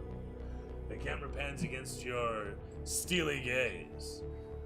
As you look over towards your companion, we see his reflection through those beautiful eyes. And a moment later, with our focus on Sorth, we watch as the acolyte across from you rushes in and, unleashing a second dagger, taking wild swings, manages to miss the first and plant the dagger into you the second. As its azure light flashes blue with a 5 piercing damage plus 2 for 7 piercing damage, and then 4 plus, holy fuck, 4 plus 4 plus 1 plus 1. Okay, not as bad as I thought. So 8 still bad though, eh? 10 necrotic damage flashes from the, wait, what am I doing to you? Sorry. 8 necrotic damage flashes from the blade, soaking into poor Sorth's body. I'm visibly feeling this one. As he pulls the dagger out, we can watch as a bit of strange goop that might have been your blood and some innards drags out with the blade, now strangely jelly-like. As the wound festers a bit almost immediately, the acolyte looks with a grin, and the camera pans against your face. Kind of like shock and horror. This has never happened to me before.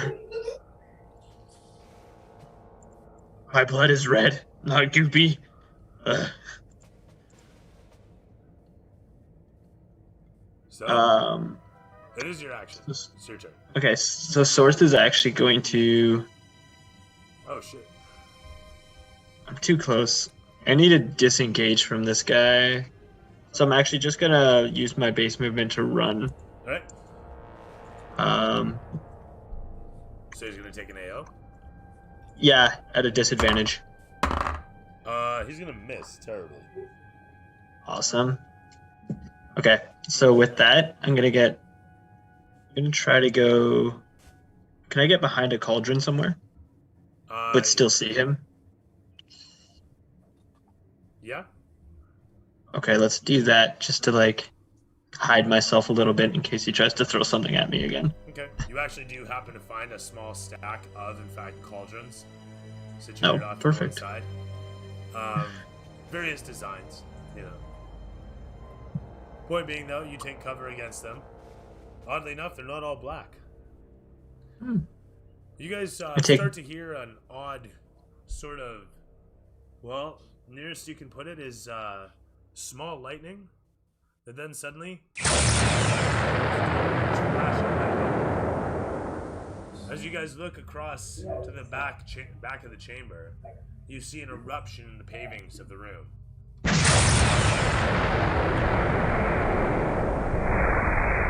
One after the next, the pavings erupt out from where you can see a pipe running through underneath. The arcs of electrical energy explode all around from the pipe. The casks burble over before to a halt altogether. Sukor, with a look of shock on his face, backs away from his fight with Ali. As Ali's attention is pulled away for a brief moment in this, as you and Sorth and everyone else behold the shock and awe of this strange flashing energy, we crossfade to a singular form, if you would, diving through darkness as the silhouette of darkness, only seen amidst the strange nebula and stars all about. And in this brief moment before all, we watch with bated breath to see what could be that comes forth. Like the clap of thunder, it splits through a moment later. Let's see if I can get the right music for this.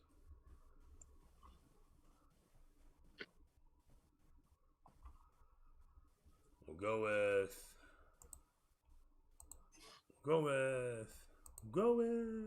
well, that one.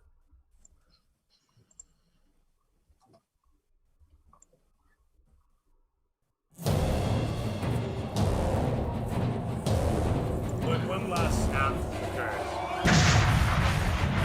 we watch as a massive suddenly opens up across the chamber with the steel doors leading to the hatchery exploding inwards away from the chamber. A large glowing ball of energy bursts out, searing through space, consuming much of what is surrounding it before we watch as a singular form suddenly burst out of this strange spheroid and tumbles down, smoking and smoldering onto the pavings that remain from where he arrived. As the smoking humanoid form stands tall amidst you all. Ulthor, you look around yourself. This place is drab, disgusting, and smells. It is, of all things, primitive in their experimentations, but you feel a strange power of a great form, and looking around, you can see that you've disrupted something incredible, perhaps, perhaps not. You're not sure. Inspection would be required, but this may be the sort of tools you were seeking. You sense the magic's in the air, and you can make me an arcanic check. Okay. 15. As you sense the air and the arcanics around, you are assured this is the location. You'll be able to find where that agent was created. You will be able to find where the serum is as well. Here is where the recipes reside. It's just a matter of locating them. It shouldn't be that hard at all. They're here somewhere. As the camera pans against your eyes a moment later, showing the whole of everyone all around, all staring at one another and then in towards where you stand. The blue light that flashed a moment later subsides. I'll look around to all of them. Do I see Ali and Sorth in the room as well? You see Are they clear? Clear acolytes of Strocius Margister, Margister Strocius. They wear his colors and his insignia. You can see that there are interlopers here. A battle is pitched, there is to be sure. You have interrupted something. As you look about, you see a lizard fellow, and another fellow who, while dressed somewhat similarly, is clearly fighting against his own. Okay. I'll take a look around the room. It is and primitive piping leading to these strange crystalline casks that are obviously designed to hold a powerful something. Fluids, agents, who's to say the solutions being drafted here? Okay, I'll look around at everybody in the room, and I'll kind of open my arms and. Well, aren't you going to greet me? I'm sorry Sorth for not knocks an arrow. knocking. And I hate to drop in on this party, but I have business to attend to. Now, who here is willing to help me? What's your business? Sorry, didn't mean to interrupt. Just, I want to illustrate that where he's standing, behind him it looks like a comet is basically shot through. Like it's just bored out for about 50 feet. The floor is fucked, the ceiling's fucked, and the door that was behind him is completely bored out, and there's a hole in the far wall on the other side of the impending chamber. Sorry, Ali says what? I don't recall. Shit. Moment's gone.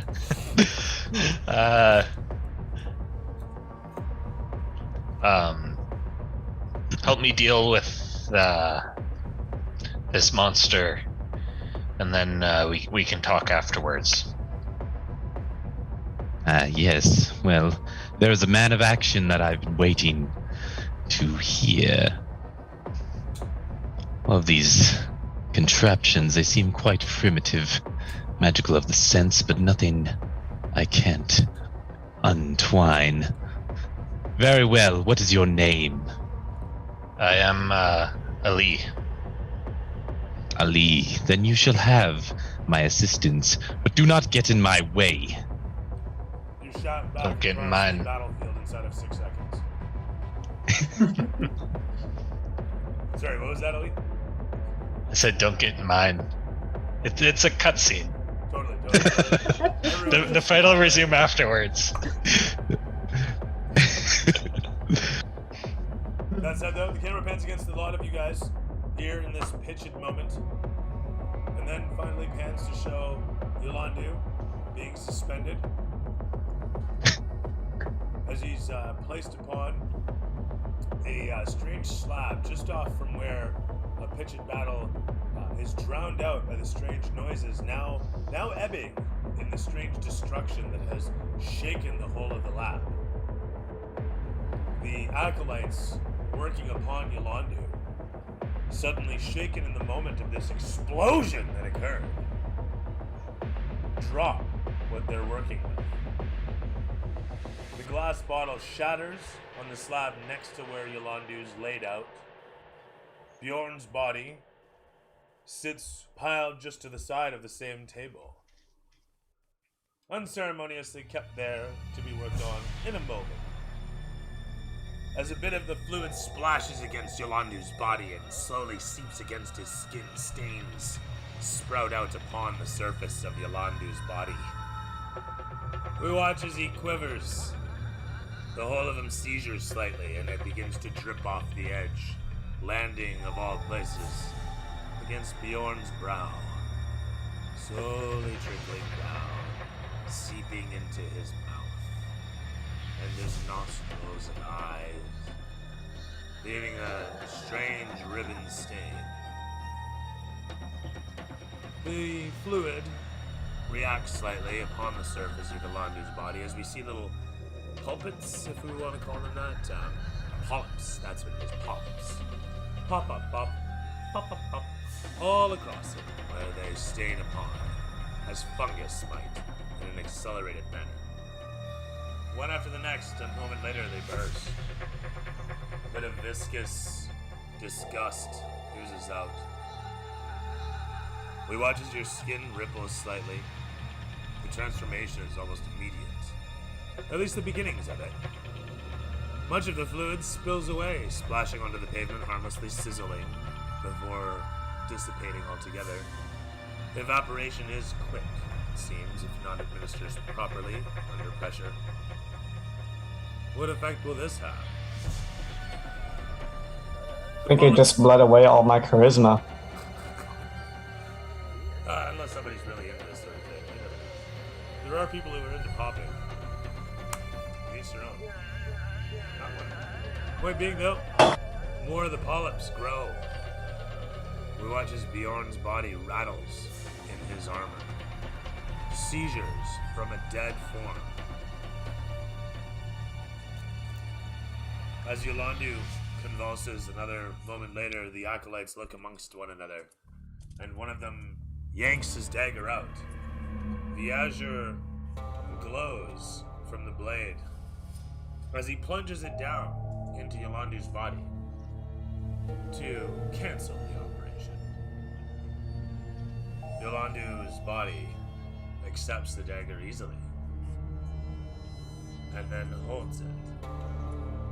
The acolytes banter, yelling back and forth in Kalashite, the subtitles going by quickly, saying all sorts of things like, holy shit, what the fuck, oh my god, barbecue. As Yolandu's corpse is suddenly pitched forth, the muscles finding their own life a moment later. Bjorn's does the same. Pulling itself to its feet, it rushes towards the first acolyte in front of Yolandu. We don't hear or see much other than a quick scream and a snap. The other two acolytes in the chamber look at each other, pull their daggers, and rush towards the exit. Am I fully awake now? No. Oh, right. It's all up to Bjorn now. No, you got this. You'll be awake in a sec. There's just one thing I have to do here.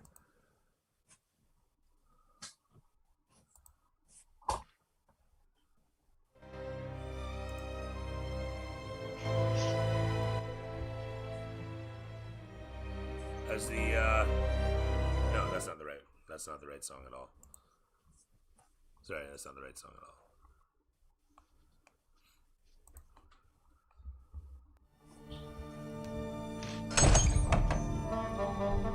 Of all the inexplicables, I have to say, your captain looks at his map for a moment and then puts it down and looks up at you. I can't explain it, but you're going back. This is not typical, but it seems that there's some darkness at play, and I have to admit, I'm not one to keep you here when there's such things afoot.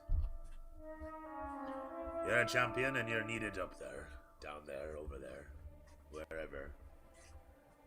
I don't expect to see you back here for a bit yet, I imagine.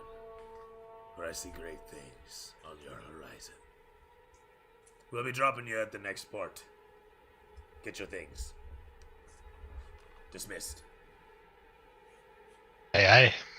There's a quick montage of Bjorn collecting his bits. And it shows you actually, you're in like sailor's clothes. You've got like, I don't know, whatever differences that you would have between, you know, Avengers 1 and Avengers 3. I don't know, you tell me, what kind of differences does he have after like 20 years of service aboard Valkyr's vessel? Let's see. He's got a nice silk white shirt. It's only buttoned halfway up. He's got some nice new Valkyrian swallows tattooed on his chest. An anchor on his forearm, that sort of thing. It's he's crossed all the seas at this point, so he's a well-traveled sailor, and he's got all the tattoos and STIs and such to prove it. They're done. Got a couple kids and a couple of ports too, I imagine. But yeah, but he doesn't go back there. No, of course not. Always forward to the next scene. Anyway, as you guys pull into port, there's a montage of you I assume making your way along all the men, shaking hands, giving bro hugs and all that sort of jazz. Yeah. It's been my honor to serve with them, and I'm surprised it took this long. It tends to always happen. The Valkyr's not finished with me up above. A few of them give you a clap on the shoulder, a couple of them shake your hand, but everybody gives you a somber goodbye. And as you make your way along the gangplank, coming in towards the shore, you see a doorway present itself, almost winking into existence as it fades out of nothingness, swirling out of magic, and presenting itself in front of you. It illuminates, showing a swirling mass of energy. And as you look back towards the ship, you can see they are already rowing back. Valkyr himself, standing on the prow of the rowboat, as it goes back, without so much more as walk down the gangway. Sorry, what am I saying? Rowboat. Sorry about that. You can see that the ship is already pulling away from the dock. Valkyr himself standing at the wheel at the back of the ship, as he simply has one hand upon it and looks back towards you and gives you a salute before he focuses forward, spins the wheel, and the whole of the ship, you watch as it pitches to the one side and then suddenly kind of blurs out into a stretch and then disappears. You hear birds whistling, chirping in trees some distance away as the crash of the tide strikes against the beach, and you can hear the thrumming of the portal just beside you.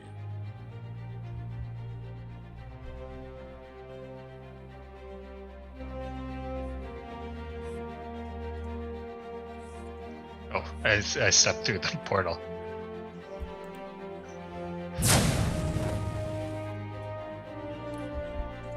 As the strange energy takes over, you feel a strange relief, but a moment later, it feels twisted, strange. A cold fills you from the inside out. And before you can explain it, you don't feel as comfortable as you did a moment ago. In fact, as each moment passes, you feel that coldness spread. Yolanda, your eyes snap open, or maybe they were open the whole time. You feel cold all over, and yet comfortable in it. You look at your hands for a moment, covered in blood, covered in something, ichor, giblets, body parts around you. You're breathing heavy. Your heart is rapid. You feel strong. You look over towards where Bjorn is standing. Bjorn looks towards you. The two of you see one another. You look different, yet the same. You each have strange stains, strange things on your faces and your hands. You each have claws. You have hair growing in some strange places, so you feel as well as see. I have puberty. The voice that you try to use comes out snarled, like you aren't quite used to speaking, but perhaps growling, roaring. But you manage to speak all the same. I try to see if Bjorn can talk. Just like wave my hand in front of him, see if he reacts. Hello? I? Again, your voice comes out unrecognizable to you, snarled, as if bestial in origin. Where you would say hi, it comes out. Do you need some water, my friend? This is wrong. This isn't how it was before. Indeed. You feel a strange rage build up inside you, Bjorn. A strange anger, a vicious, ferocious anger. And Yolandu, seeing upon Bjorn's anger, you feel it rage inside you as well. The two of you each suddenly feel a strange urge swelling inside as you look over towards where the acolytes are rushing away and closing the door behind themselves. You thirst, you hunger. The anger I give must in be pretty fed. easily. Oh, my bad. Sorry. No worries, the anger must be fed. What's Yolandu say? What's that? Oh, I give it pretty easily. I just go for it. So I'm true to my desires. Right at them. The camera pans against where the two of you are standing as Yolandu disappears stage right. We hear a screaming, followed by another snap and a crunch, followed by more screaming and footfalls as the last acolyte rushes away.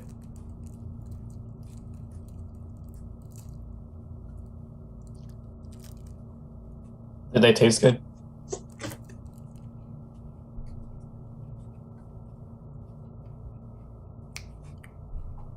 I chose a bad time there, sorry.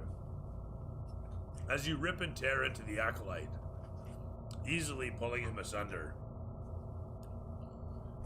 you bite into him instinctively, chewing apart his flesh. It falls sweet on your tongue.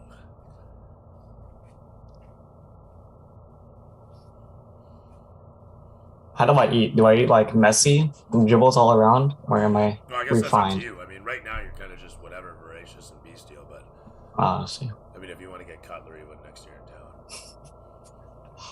Yeah, I have to use the little knife. No, I just take big old bites, as large as I can go.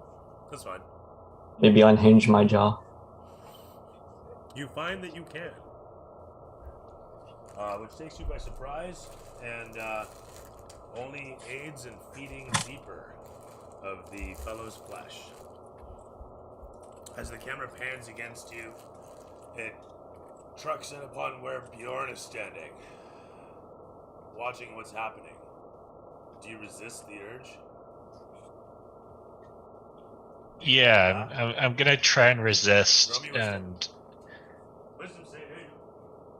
all right, What's your inspiration to resist? 23. That'll do it. I'm remembering that I was brought back for a purpose, Very good. and I'm gonna just try and use thaumaturgy to make the sound of thunder, just to see if Valkyr is still with me. And with that, you hold on to your faith, find your civility, your spirit, your guide inside yourself, inside your mind. And locating upon it, you reach out and you find your captain. As thunder emanates all around you, and you feel its familiar reverberations comforting you, remembering your journeys on those seas so long ago, you stare forth at your bestial companion on his haunches, tearing apart the acolyte, still alive, screaming and begging for mercy as his arm raises up to try and swat away. A moment later, the fellow goes limp as the last crunch is heard, and you look upon it, not sure of what to make of it. But as the camera pans against your face and we see the vibrations of the environs from the thunder emanating all around, the camera cuts from your face to show that of Sorth, and then that of Ali, then that of Barryum, sailing across the dunes. It cuts to show Othos, and then Laz, as you thrust forward once again. And then it cuts to black, and then it cuts up to your last attack here. Sorry? Go ahead. You're facing off against the one guy. Yeah, I've got one here who just got pushed back up onto the stairs by his buddy that was behind him. Yeah. We got one that's down the floor, and the dagger girl is behind them being helped up. So, yeah. Let's get a thwomping. Come on, something good. 16 to hit. We'll hit. That'll work. There we go. 11 plus 3 plus 2, so 16. That's gooder. This guy has had damage as well. Yeah, this one. Marco. As you crash into him, though, a whole shit ton of damage. He shrieks out. I don't think he's dead. No, he's not dead yet. But he is at. Sorry, how much damage was it? 16? 16. Okay, yeah. He's a 24. Okay. Cool. This is 24, which brings him to more than half damage. Then Laz is going to come back with a flourish and get the second swing on him since he's down low. You crash through him the first time. 12 plus 6, 18 to hit. Hits. He careens backwards from your strike, doing his best to stay resilient against it. 14. Yeah, he fails at that. He crumples like he were made a sack of, like he were a sack of potatoes. Inside of his armor, he dies and falls backwards in a heap, landing against the wall. He breathes his last as he's crushed in upon himself, his gorget severing his windpipe. The next guy rushes up the stairs, stepping to the one side and expertly spinning his axe over his shoulder to bring it down towards you. You see it coming, your adrenaline rising high at this point, and you easily deflect the strike. He catches a hold of his haft, but just barely, pulling the axe down to control it. Not expecting how absolutely strong you are, he regains his footing and prepares for his next strike, unsure of what it might be. The chick with the daggers, now helped up, is going to rush in. Daintily stepping around the corner, she takes a swing with a dagger. It flies forth, harmlessly flying past your head and landing against the stairs at your shoulder level. From there, though, the camera crossfades to show you look over your shoulder at the dagger where it lies, show her with a look of fear on her face, and then it cuts to credits. There's a montage as the credits roll in slow motion of Barryum flying across the dunes, the battle bus shown from a distance in a split screen, as well as Barryum in the cockpit, holding hard and fast as his scaly snout shimmers with the light of the sun and the sands all around. We see the sun setting in the distance as Barryum races towards the compound. Darkness falling across the Callum Desert as Teshburl is left far and behind.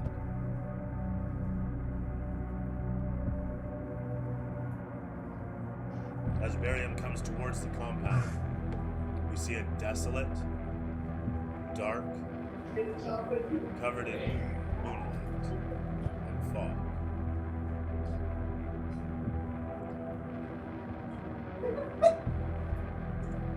And from there, we crossfade to black altogether.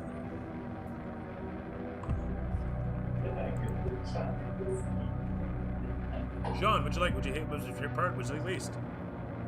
I liked having to make the decision on whether or not to go forward or back myself into a corner and just go feral. So far, it's actually working. So far it's working. Trying to keep them all single file. Those daggers worry me though. That does not sound like a pleasant experience hearing what else is going on. No, it's I don't know how you keep track of all of it. Like I'm trying to keep notes on how you're running all these story threads at the same time, and I'm just impressed. And working Bjorn back in at the same time that Ali is running, Ali and Sorth, Barry with the engine, Uthos coming in, Yolandu sitting on the table there. It's just been trying to keep track of all of it has been just a blast. It's been great. I'm going to be passing you guys some stats that you can add to your characters for the experiments gone a little sideways. So you guys can add those to your character sheets in due course. They're unfortunately homebrew, but yeah, they're pretty cool, and they'll fit the bill here. I want to say that Garnett's on the slab as well, but he's not yet, so it's just, why not? He's set to the side. They were working on who they were working on.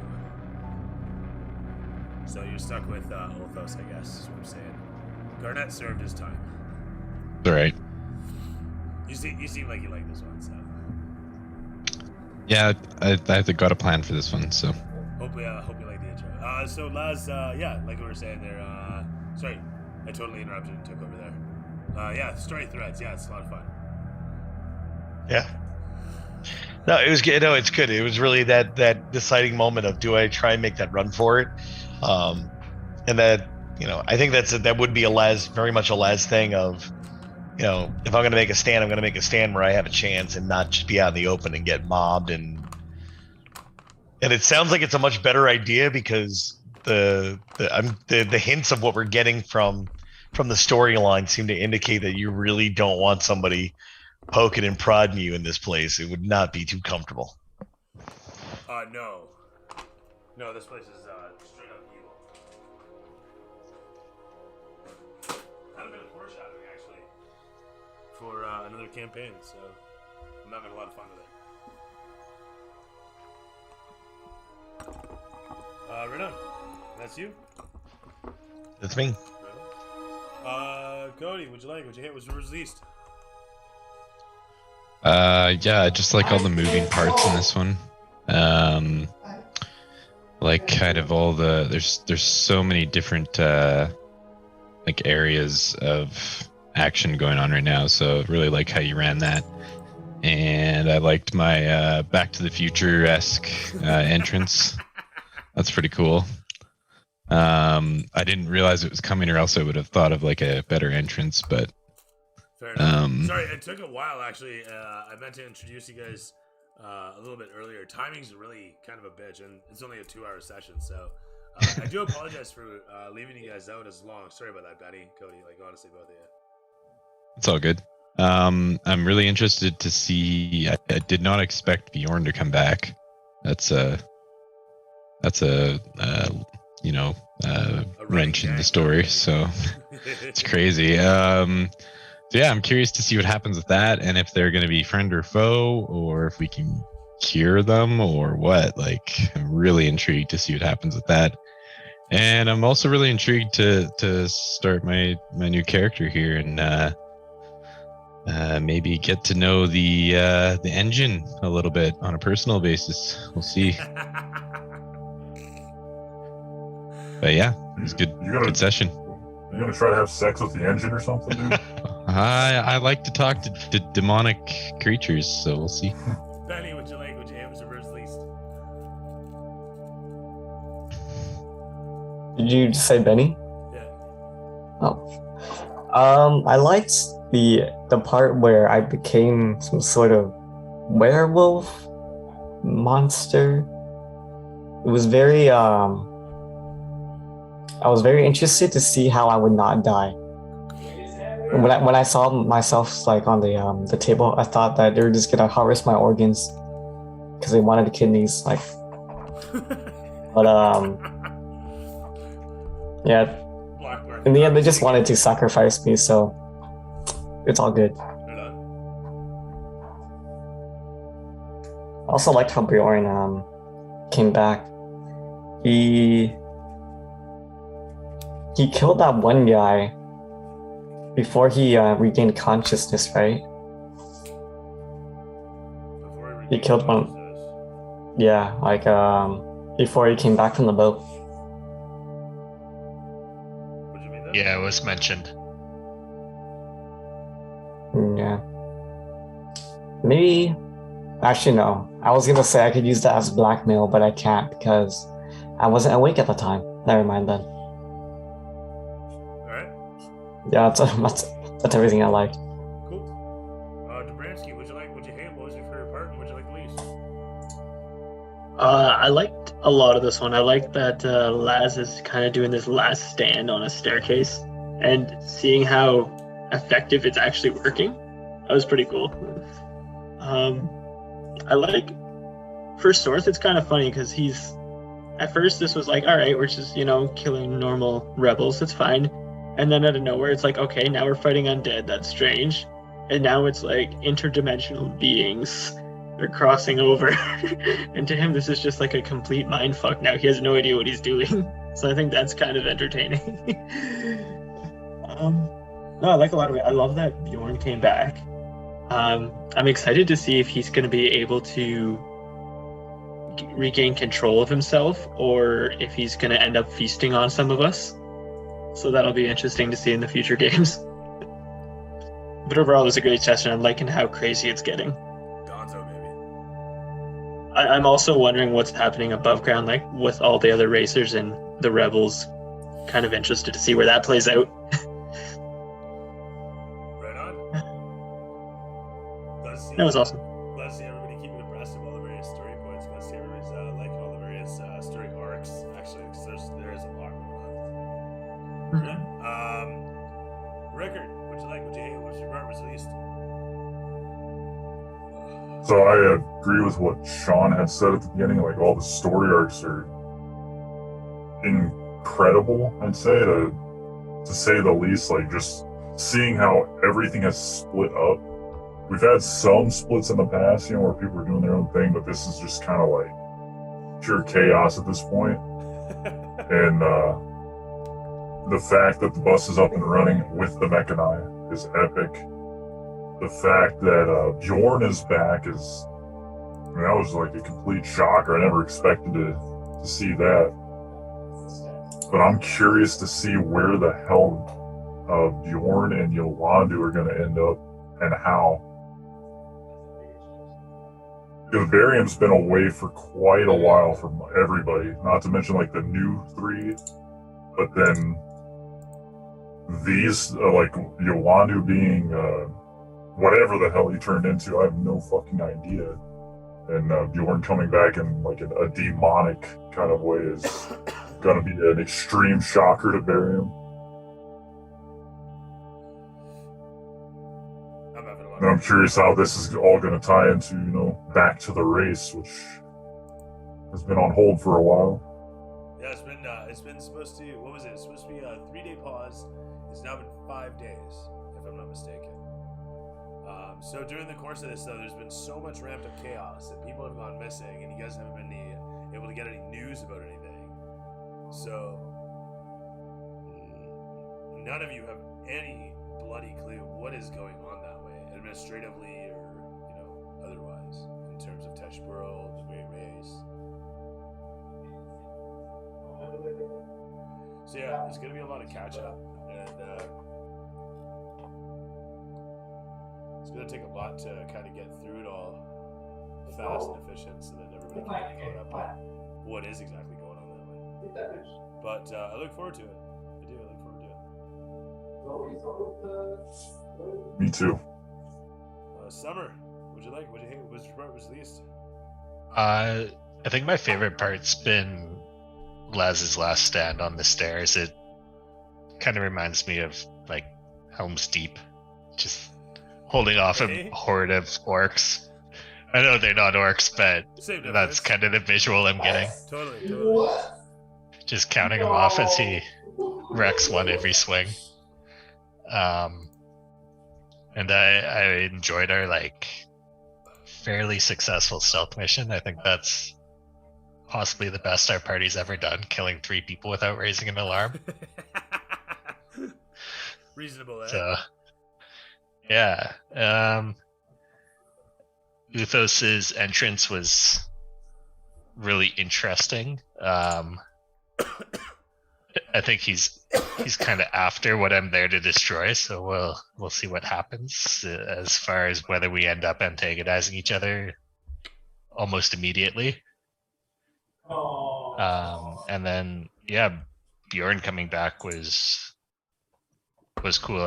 I'm not sure where that's gonna go, Might not or go anywhere. Might be how difficult it'll be to manage 2 characters. I don't know how how long I'll be doing that. Well, there's that. Bjorn, you guys will see the stat sheet. Both Yolando and Bjorn have some issues to contend with, as was evidenced by the wisdom save. Or maybe no issue at all, as evidenced by Yolando. But, point Bjorn's at least pretty wise, so he could hold on for a while. That's true. It's true. He has his Which faith. He has his faith. is ironic, I guess, considering how he's lived the rest of his life. And so with that said, like I say, it could go nowhere, it could go everywhere. So it's up to you though. Yeah, it's a lot of fun, and kudos to you for keeping 4 or 5 plot lines going at once. It's fun. I like it. I'm glad everyone's having fun. Actually, that's not the impressive part for me. You guys want to know the impressive part for me? Like, the part that impresses me about me, that I managed to actually do this, the whole way through, this doesn't have, like, an overarching plan. I don't have, like, a sheet anywhere. I have, like, a bunch of bullet points. I'm kind of behind on my bullet points. But, I have, like, an overarching idea, right? Point is, though, there's acts to every story, right? And I kept telling myself, we're going to get to an act where it's, like, what's it called? It all seems hopeless. And then there's the act that comes after that. I can't remember what the fuck it's called, but I think I managed to hit that, like pretty much that 2.2 beats, pretty good in terms of classic storytelling. And I mean, we're still on our way through that second point. I can't remember what it's called, but it's basically the recovery back to greatness. Hero's Return or something like that. Anyway, with all said and done, that's the part that I find kind of most impressive, is that you have all these different plot lines going on, and all of it is still kind of cohesive, with everything going on too, in terms of, people dying, and then you have a new character that presents a new angle on the story. And I like how some of that is worked in, like Garnet coming in, and we had the dwarves, and they had their purpose, and they were part of the story for a moment. It's like, if you imagine a sitcom, like Daredevil or Star Trek or something, these guys show up for like a couple episodes, and then, that's it, you never hear from them again. So that sort of shit is cool. But yeah, overall, the whole story of, this race team and their journey to get from start to finish in the Great Race is still very much a thing, and still going through its classic storytelling arc, if you will. Which I mean, if anything, I'll give myself a pat on the back for that. So that's worked out so far. Be it by fluke or by effort, either way. So far, so good. Anyway, yeah, that's been my favorite part so far. Otherwise, I didn't mind the pacing of this session. I wish we had more time. Not a crack, but just saying, wish we had more time to get through more of it, so we could wrap up Laz in the corner. But I guess with everything being the way it is, I can get most of this all put away and start getting a new set of set pieces set up for the next session.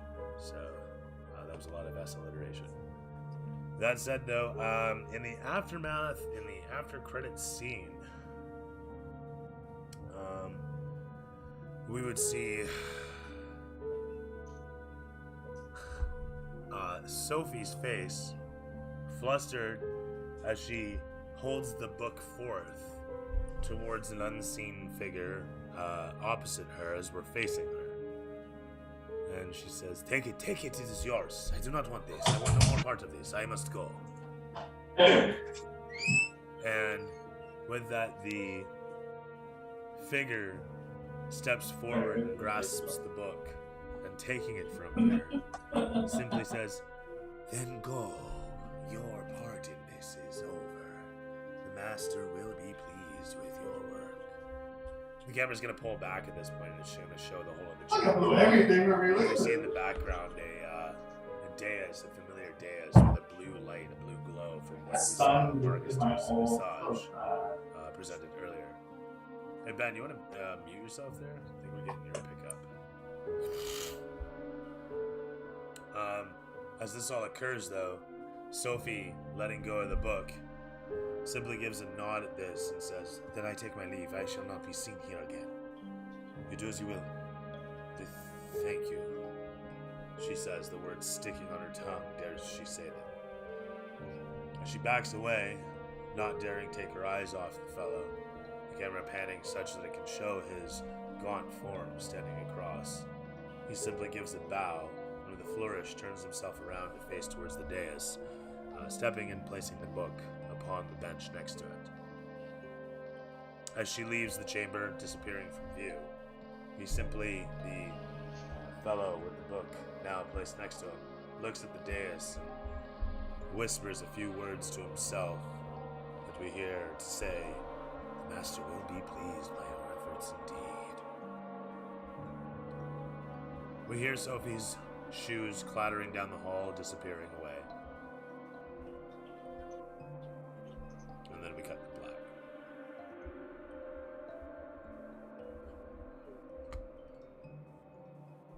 Right on. And that's all she wrote. I thank you once again, gentlemen, for another fantastic session. Did everybody have fun? Yeah, it was a lot of fun. Well, thank you very much for joining. It was a good one. This was a lot of fun for me as well. And I'm especially glad that everybody's satisfied with the multiple storylines. I didn't mean to discount it. I am actually quite proud of that fact as well. And I hope to keep that going as well as I have. With that said, everybody takes 2,200 experience for this session. And I think Rick's camera is frozen. That or it's the world's craziest seizure where time itself is frozen all around him. But then with daylight savings being what it is, he might be in a daylight savings loop where people are saying it doesn't exist and it does exist. Yes, exactly. Could you imagine? What a crazy paradox. Somewhere there's two butterflies that are saying it doesn't exist, having an argument, and this is the result. Poor Rick, trapped in this. Vicious time loop. Right? He's just stuck rolling a d20 for the rest of his days in the void. In space, And there's no outcome ever. Alright. Sorry, 2,100 experience everybody takes. And thank you very much, ladies and gentlemen. Thank you. Have a good night, Thank everyone. you. Cheers all. By the way, Bye, Dewey, guys. does the transformation change any of my stats? Yeah, he'll like I send said, you- I'm gonna send you the image right now, actually, the stat thing right now. Okay. Right on. Okay. All right. Have a good night, everyone. Right on. Nighty night. Later's all.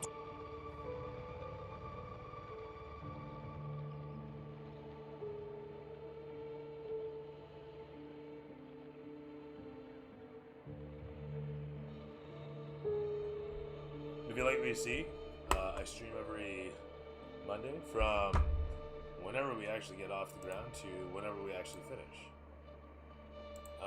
Typically it's supposed to be about 7:30. Used to be 7. Now it's about 8ish. You know, like I say, whenever. So tune in, whenever. And we'll play probably about till 10 because we got people on the East Coast. So I don't want to keep them up too late. Unless it's really good, in which case we'll go to like 11. Unless it's really good, in which case I'll even go to like midnight, which is like 4 in the morning for them, the poor guys. But they've done it because we've had some good fucking sessions, I'm telling you. But anyhow, that's my schedule. And I hope to see you next time. And until then, it has been my pleasure to be your Dungeon Master, your entertainer. And until then, may your 20s always not out 20. Have a good night.